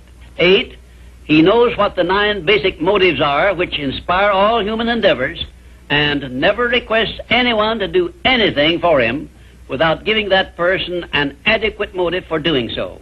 9, he never expresses an opinion about anything unless he has thought the subject through and is prepared to state how he came by his opinion. 10, he follows the habit of listening much and talking only when he has something to say which may benefit himself or others. 11, he has a well-developed sense of observation of small details and knows his job from the smallest detail to the greatest. 12, he never tells anyone to do anything without suggesting why it should be done and how it may be done best.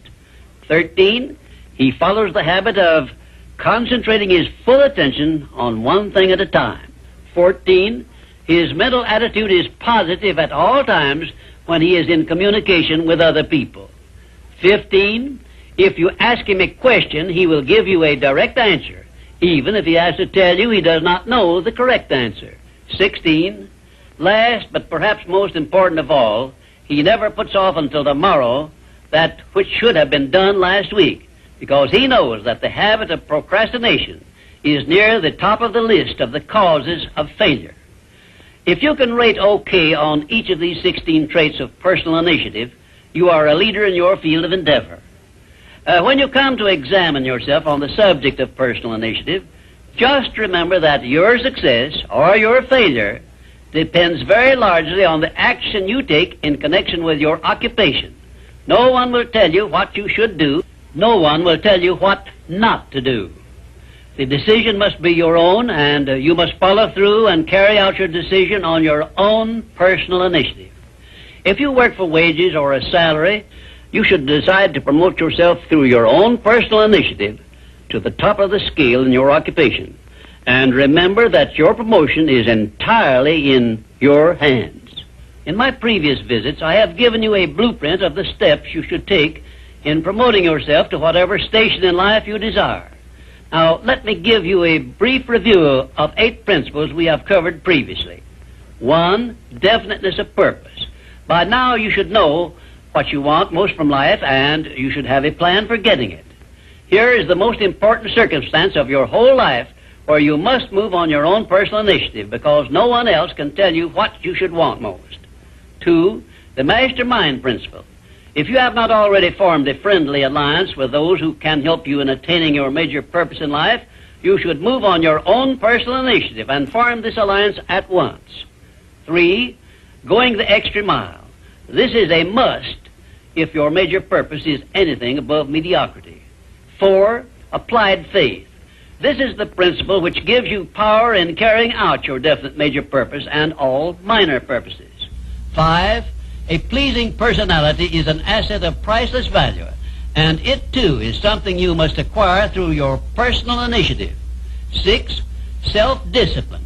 The 6th principle of success is also something you acquire through your personal initiative. 7, a positive mental attitude, which is the most important of the 12 great riches of life, is also the product of your own personal initiative. 8, enthusiasm is a state of mind which only you can generate through your personal initiative. You see, therefore, that personal initiative enters into every one of the success principles. And now, until our next visit, may I remind you that there are 2 types of people who never amount to anything. Those who will not do what they are told, and those who will do nothing else. Our 10th visit brings us to one of the strangest of the 17 principles of success, because it is the principle which makes it possible for you to convert into an asset every adversity, every disappointment, every defeat, and every failure you meet with from now on the remainder of your life. Yes, the principle of learning from adversity makes it possible for you to transmute all your past failures and mistakes into an asset which will help you achieve outstanding success in the future.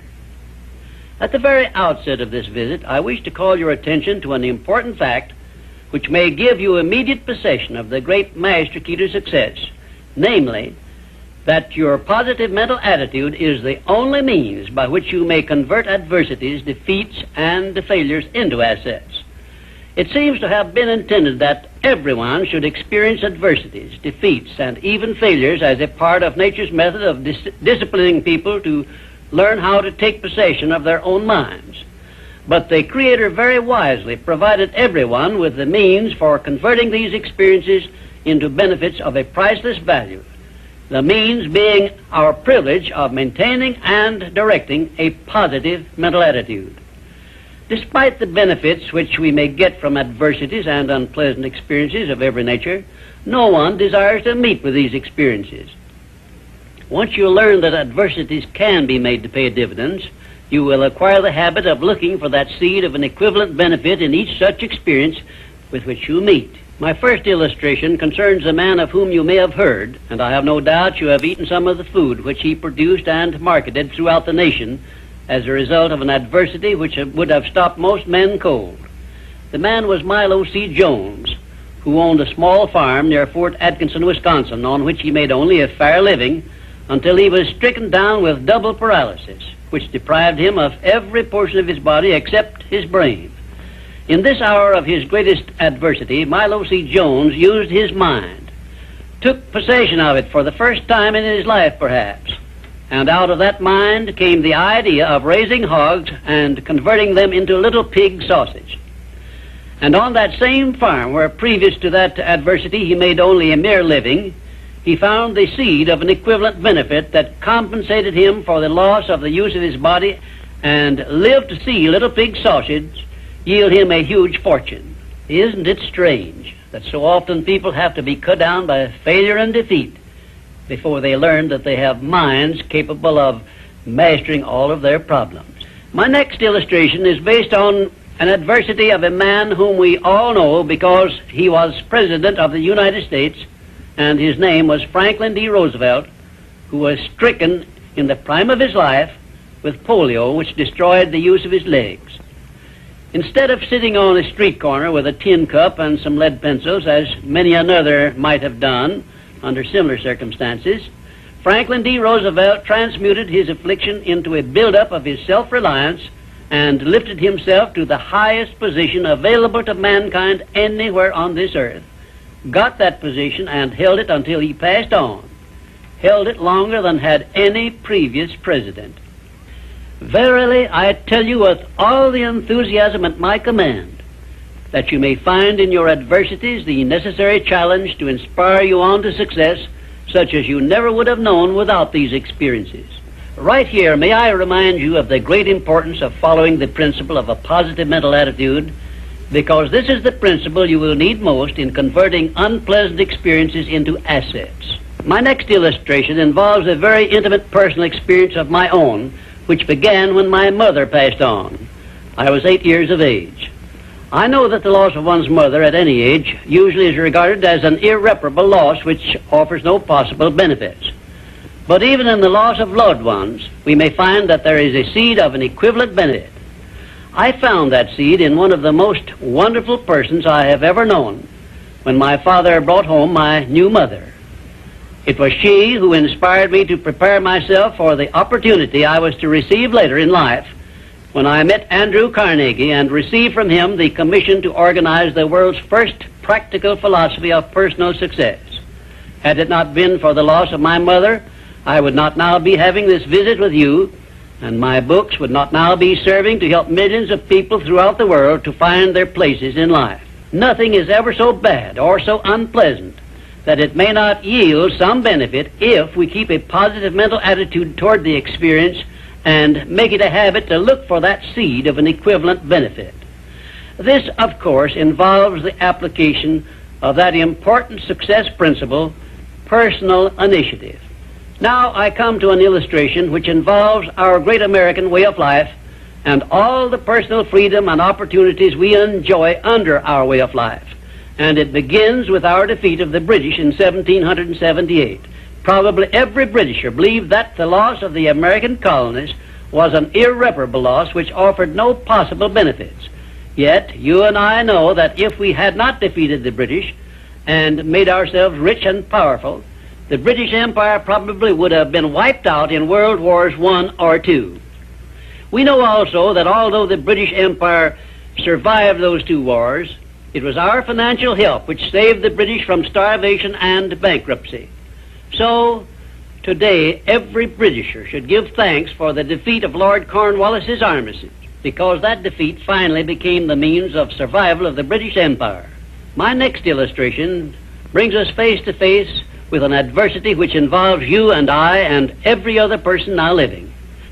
I have reference to the trend in this and all other countries to rob individuals of their rights of personal freedom, a trend which is in direct violation of the obvious purpose of the Creator to give every individual the privilege of freedom of thought and action. There is something definite you and I can do about this common trend to rob us of our rights of personal freedom. We cannot turn it back entirely by our individual efforts, but we can and we should do something about it where it affects us individually and where we know what we can do and how we can do it. Of course you will ask, what can I do to influence a world trend? And I shall answer by saying there is something definite that you can do. You can refuse to accept this common trend and take full possession of your own mind, thus fulfilling your personal responsibility to your Creator. Remember those two sealed envelopes I mentioned in a previous visit. One of them is labeled riches you may enjoy by taking possession of your own mind. Very well, you have a responsibility to yourself, your loved ones, your Creator, to take possession of your own mind and to direct it to ends of your own choice. This responsibility is yours and no one else can rob you of it or fulfill it for you. You also have a responsibility to your country, which has given you our great American way of life. Our great system of free enterprise, which is so designed as to provide one with every possible motive for taking possession of his own mind and writing his own ticket in life. It is definitely a part of the overall plan of the universe to give man the benefit only of those blessings he recognizes, embraces, and uses constructively. Tie your arm to your side and take it out of use and nature rebels immediately by causing the arm to atrophy, wither, and become useless. Neglect to keep in contact with your friends and to cultivate them, and you lose them. Show indifference to the patrons from whom you earn your living, or the employer who pays your wages, and very soon you find yourself without a market for your services. It is an inevitable law of nature that you lose that which you do not use. And of course, this applies to the use of your own mind, the same as to everything else. And we who so often boast that we are citizens of the richest, the greatest, and the most powerful nation civilization has yet produced, will do well to remember this law, through which we lose that which we do not properly use. In this visit, I have brought you what may be a surprise, or even a shock, by introducing this great principle of profiting by adversity. If you are ready for this principle, you will embrace it at once, and never again, as long as you live, will you brood over unpleasant experiences without knowing full well that your efforts could be better employed by searching for that seed of an equivalent benefit which is available in those experiences. Now, before I conclude this visit, I shall give you this assignment which, if you carry it out sincerely, may well bring you a new birth of opportunity such as you never dreamed of experiencing. Go back into your past experiences, study each adversity and failure you may have experienced, and look for that seed of an equivalent benefit you had not before discovered, and you may find yourself richer than you believed yourself to be. And now, until our next visit, just remember, nothing can be called failure until you accept it as such. We have now come to our 11th visit, where I shall present creative vision, the success principle which is responsible for the building of all of our plans, aims, and purposes. It has been said that the imagination is the workshop wherein we fashion the purposes of our brain and the ideals of our soul. I do not know of a better definition of imagination than this. There are two forms of imagination. First, there is synthetic imagination, which consists of organizing and putting together of recognized ideas, concepts, and facts arranged in a new combination. Very seldom does anyone create an idea or anything else absolutely new. Nearly everything known to civilization is but a combination of something that is old. Secondly, there is creative imagination, which operates through the sixth sense and has its base in the subconscious section of the brain and serves as the exclusive medium through which basically new ideas or facts are revealed. Let me give you some examples of synthetic imagination in action. 1. Edison's invention of the incandescent electric lamp was the creation of synthetic imagination because it was created by bringing together in a new combination two old and well-known principles. 2. Clarence Saunders' idea on which the Piggly Wiggly store system was based was the result of synthetic imagination because he merely borrowed the self-help cafeteria plan and introduced it into the grocery store business. But despite the simplicity of the plan, it is said to have yielded its organizer $4 million during the first 4 years after it was put to work. 3. Henry Ford's first automobile was created through synthetic imagination by the simple procedure of bringing together the well-known method of transportation, the horse and buggy, and the steam-propelled thrashing machine. Both ideas were old, but it remained for Henry Ford to combine them in a new method of use, and he made himself the most distinguished industrialist of his era by his achievement, not to mention a fabulous fortune. 4. The man who dipped a hunk of ice cream in chocolate, placed a stick in it for a handle, and called it Eskimo pie, used synthetic imagination and started a new industry which still has a widespread outlet and grosses annually a huge sum. It is safe to assume that the creator of this simple plan of merchandising was well compensated for his use of his synthetic imagination. 5. F.W. Woolworth made use of synthetic imagination by the simple procedure of setting up a retail store in which a large variety of merchandise retailing at 5 and 10 cents per item was offered to the public. and live to see his merchandising innovation start a series of similar retail stores which gross annually many millions of dollars in sales and made Woolworth rich in the bargain. Now, I shall give you some examples of creative imagination. 1. Edison's invention of the phonograph was the outgrowth of creative imagination because no part of his invention had ever been known or used previously. 2. Signor Marconi's invention of wireless communication was also the outgrowth of creative imagination because it was based on basically new ideas which never had been used previously. He was the first to discover the means by which the ether could be made to take the place of wires in the transmission of sound. 3.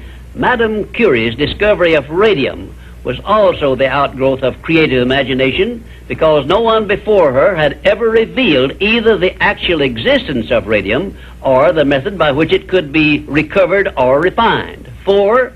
Wilbur and Orville Wright's perfection of the modern airplane was partly the result of creative imagination and partly the result of synthetic imagination, because others previous to their time had discovered some of the ideas they used successfully, but they were the first to coordinate those ideas so they worked.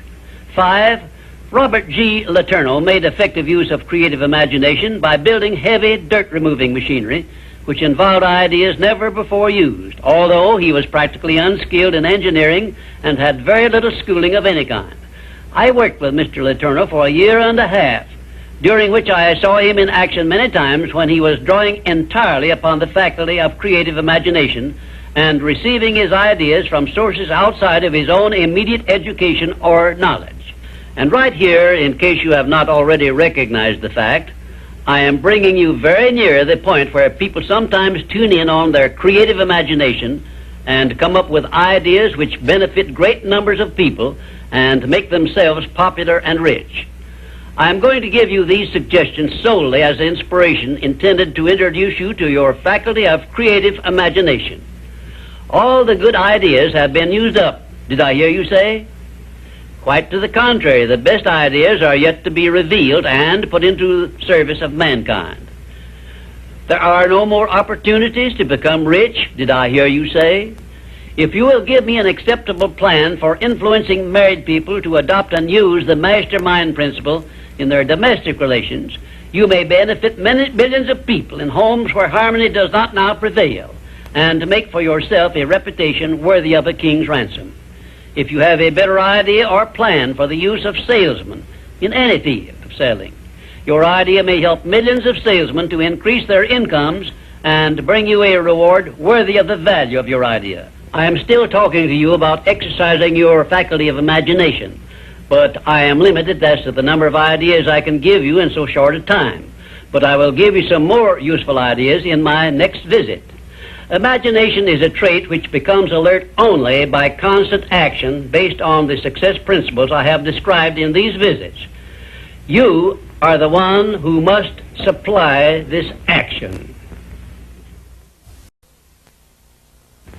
The rules of accurate thinking are so clear and simple that I often wonder why so few people ever take time to learn the rules, since accurate thinking is the very foundation of all successful achievements. In this visit, I shall give you a working description of the rules of accurate thinking, which all successful people follow. First of all, accurate thinking is based on two simple fundamentals. They are called inductive reasoning and deductive reasoning. Inductive reasoning is used when the necessary facts on which to base your thinking are not available. In this case, you act on hypotheses, or what you assume the facts to be. Deductive reasoning is used when you have the facts or what appear to be the facts on which to base your thinking. The next step in accurate thinking is to separate facts from fiction, or hearsay evidence, and determine whether you are dealing with hypotheses or real facts. When you are sure you have dependable facts on which to base your thinking, you take the second step by separating these facts into two classes. One is important facts, and the other is unimportant facts. When you do this, you may be surprised at the overwhelmingly greater number of unimportant facts you deal with daily than there are important facts. At this point, you are almost sure to want to ask the question, what is an important fact, And how can I distinguish it from an unimportant fact? And I shall give you the answer to this very important question by saying that an important fact is any fact which will aid you to any extent whatsoever in attaining the object of your major purpose in life. And all other facts, as far as you are concerned, are unimportant, and you should waste no time with them. After this visit is over, you can employ the next hour to a great benefit to yourself if you will set down on paper a list of all the facts you dealt with yesterday, separating them into two classes, important and unimportant. As a matter of fact, you will make a profound discovery regarding accurate thinking if you follow the habit of daily taking inventory of all the facts that claimed your attention during the day, putting them down on paper in two separate columns, one labeled important facts and the other labeled unimportant facts. Now let us turn our attention to the subject of opinions and see to what extent loose, unsound opinions are mistaken for accurate thinking. To start with, let us recognize the truth that most opinions are without value because they are based on bias, prejudice, intolerance, guesswork, hearsay evidence, and out-and-out ignorance. These are harsh words I'm using, and they represent the source of most of the tragedies of life which people meet with unnecessarily. And I would say that of all the tragedies which cause misery and failure, none is more merciless or destructive than those which grow out of the indifference of people who make no attempt to learn how to think accurately. I shall never forget an experience I had with President Woodrow Wilson while I was working for him during World War I. I asked the President what effect he believed World War I would have on civilization, and his reply was brief, but it was a masterpiece which you should remember as long as you live. "I cannot answer your question," said the President, "because I have no facts on which to base an opinion." If you will remember Woodrow Wilson's 15-word speech every time you are about to express an opinion about anything, the chances are that you will soon get out of the habit of expressing or even having opinions not based on something more substantial than biases, prejudices, and emotional feelings which often serve as fathers to facts. You will learn, if you observe carefully, that the more successful a person is, the less he is inclined to express wild, unjustified opinions about anything. Also, you must have observed already that the drifters who are suffering with frustrations because they recognize they are failures usually have an assortment of opinions on about everything you can imagine. When I hear someone expressing a definite opinion about something of which I have definite reason to believe he knows little or nothing, I think of an experience I had when I stopped a Quaker on the streets of Philadelphia and asked him the time of day. He took out his watch, examined it carefully, and then in a slow, emphatic tone of voice he said, "Well, sir, according to this alleged timepiece, it appears to be approximately 1 minute and 10 seconds past 12 o'clock. I was particularly impressed by the care with which this Quaker identified the source of his information which he was passing on to me, and I often thought afterward how beneficial it would be if all people who express opinions or give out information would take the time to identify the source from which they were able to speak. I cannot influence all people to engage in this sort of safe thinking, but I can suggest that you give it consideration in connection with this visit on the subject of accurate thinking. Now, I shall give you a simple rule which may help you avoid being misled by unsound opinions expressed by other people. When you hear someone make a statement which your reason cannot accept as being sound, or which you question or should for safety's sake question for any reason whatsoever, ask a simple forward question. How do you know? Then stand firm on that question and either force the speaker to identify the source from which he got the information he is endeavoring to pass on as facts, or reject the statement entirely as if it had not been made. And do this no matter who is speaking or what may be his reputation for truth and veracity. Remember, you are given as your richest birthright the privilege of controlling your own thoughts. Therefore, treat this divine gift with the profound respect to which it is entitled, and do not allow anyone to do your thinking for you, or to influence your thinking in any manner whatsoever, except by the rules of accurate thinking I am passing on to you. Follow this procedure regardless of what people think or say about your method of thinking. If they wish to call you a cynic or a doubting Thomas, let that be their misfortune. But for your own good, go right on thinking by rules which will save you from many mistakes and tragedies throughout your life. Now I will give you 7 rules to follow, which, if you memorize them and follow them as a daily habit, may bring you top rating as an accurate thinker. 1. Never accept the opinions of other people as being facts until you have learned the source of those opinions and satisfied yourself of their accuracy. 2. Remember that free advice, no matter from whom it is received, will bear the closest of examination before it is acted upon as safe. And generally speaking, this sort of advice is worth exactly what it costs. 3. Alert yourself immediately when you hear anyone speaking of others in a discourteous or slanderous spirit, because this very fact should put you on notice that what you are hearing is biased, to say the very least about it, and it may be out-and-out misstatement. 4. In asking others for information, do not disclose to them what you wish the information to be, because most people have the bad habit of trying to please under such circumstances. Well-measured, tactful questions can be of great benefit to you in thinking accurately. 5. Remember that anything which exists anywhere throughout the universe is capable of proof, and where no such proof is available, it is safer to assume nothing exists. 6. One of the great unexplainable miracles consists in the fact that both truth and falsehood, no matter by what means they may be expressed, carry with them a silent, invisible means of identifying themselves as such. Therefore, remember this truth and begin developing the necessary intuitive faculty to enable you to sense what is false and what is true. 7. Follow the habit of asking, how do you know, when anyone makes a statement you cannot identify as true. Follow this habit faithfully, and you will see many persons squirm and turn red in the face when you insist upon a direct reply. The most accurate thinkers are the scientists. They investigate with open minds and never allow their wishes to become the fathers of facts, but deal with each fact as it is, not as they would like it to be. Now, one final word of warning I feel I should leave with you. Study yourself carefully, and you may discover that your own emotions are your greatest handicap in the business of accurate thinking. It is easy for you to believe that which you wish to believe, and unfortunately that is precisely what most people do.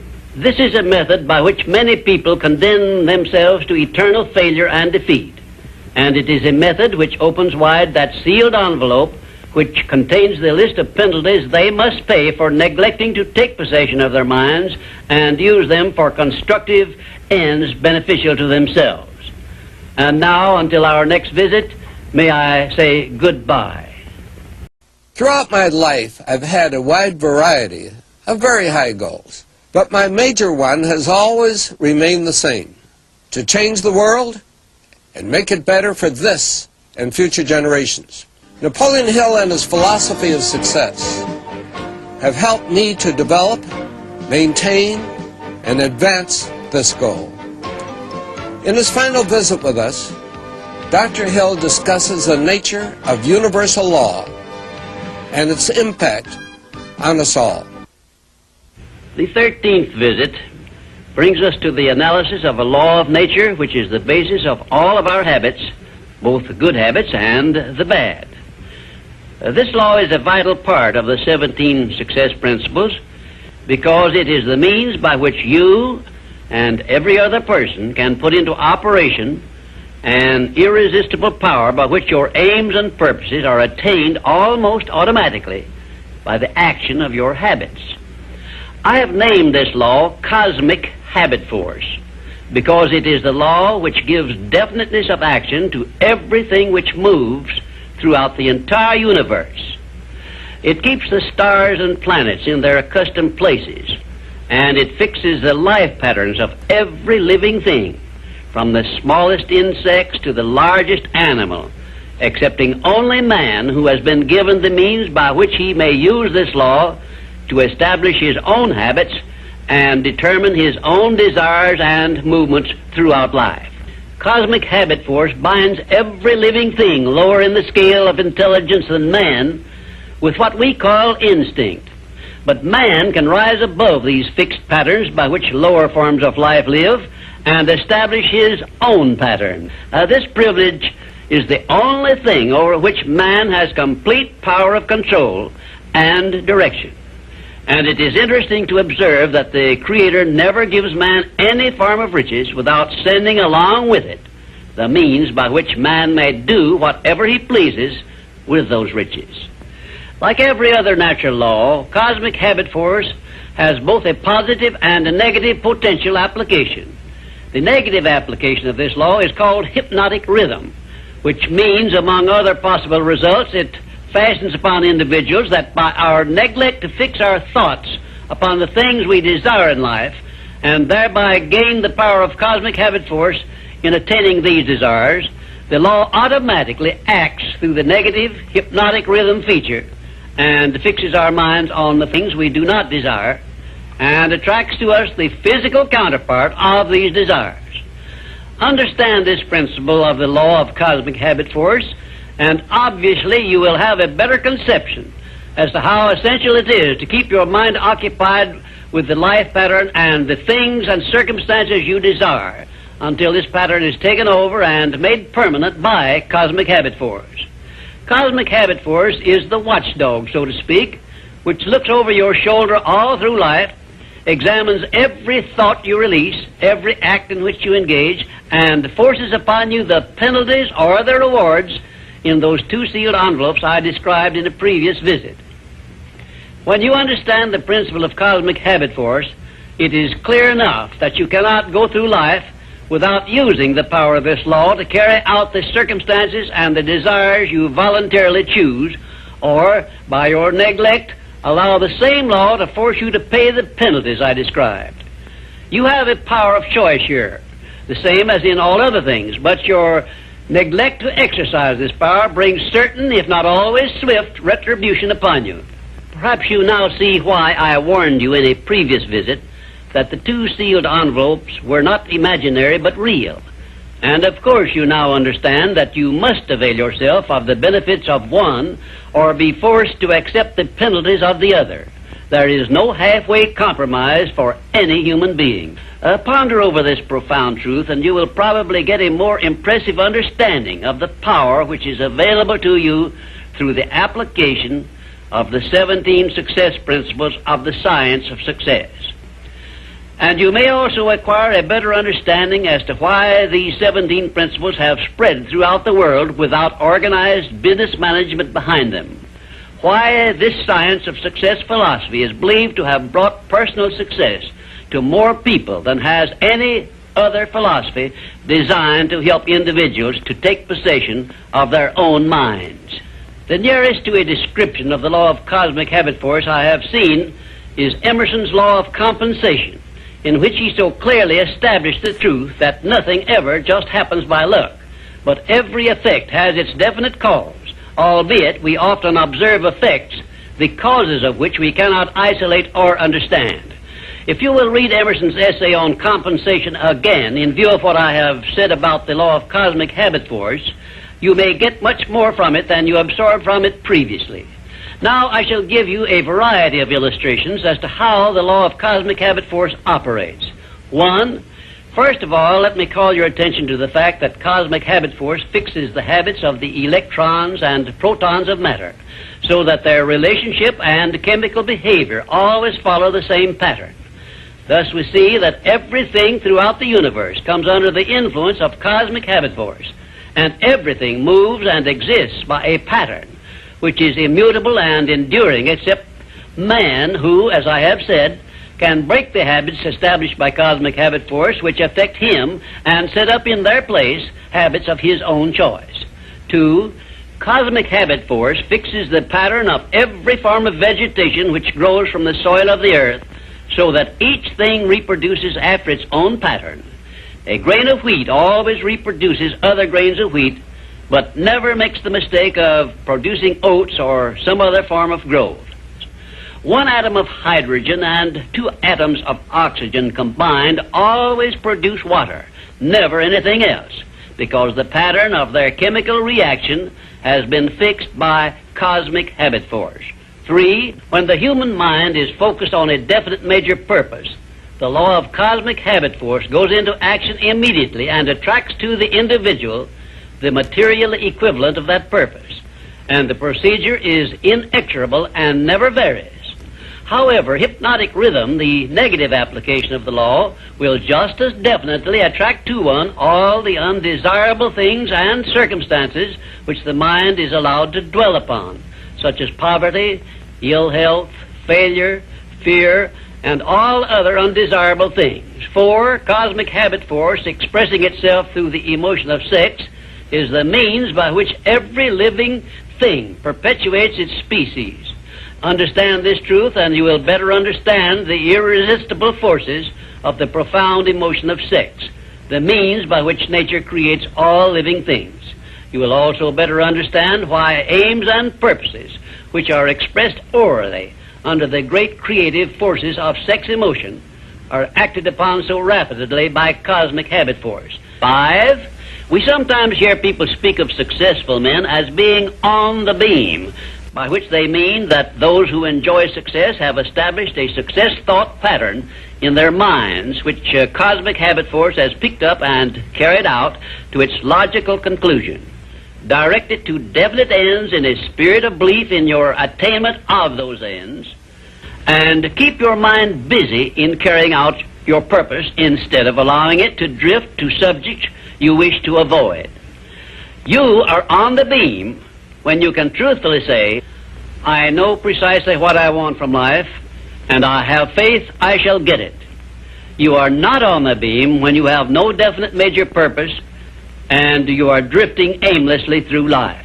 People who are failures also are on the beam, but they are on the negative side of the beam because they have neglected to use those riches which came over with them in that sealed envelope, and they have placed themselves under the influence of hypnotic rhythm, which is the negative application of cosmic habit force. There is one word which doctors dread, and it is the word fixation, which means that a sick person believes in his sickness as something which cannot be cured. Fixations can become a priceless asset by those who have discovered the great master key to success and have learned how to develop fixations in their minds based on the things they desire most in life. Cosmic habit force is the power which makes fixations permanent. You should have a definite fixation based on your major purpose in life, but you are the only one who can create this fixation. You can do it by taking possession of your own mind and keeping it directed toward the attainment of your major purpose. If you will do this by following all the instructions I have given you in these visits, in a short time you will find yourself on the beam and headed directly toward everything you desire and deserve to receive. Lastly, remember that your mental attitude is something you control outright, and you must use self-discipline until you create a thought pattern or thought habits which keep your mental attitude positive at all times. Your mental attitude is important because it acts as a magnet which attracts to you everything, every circumstance which makes you what you are and where you are.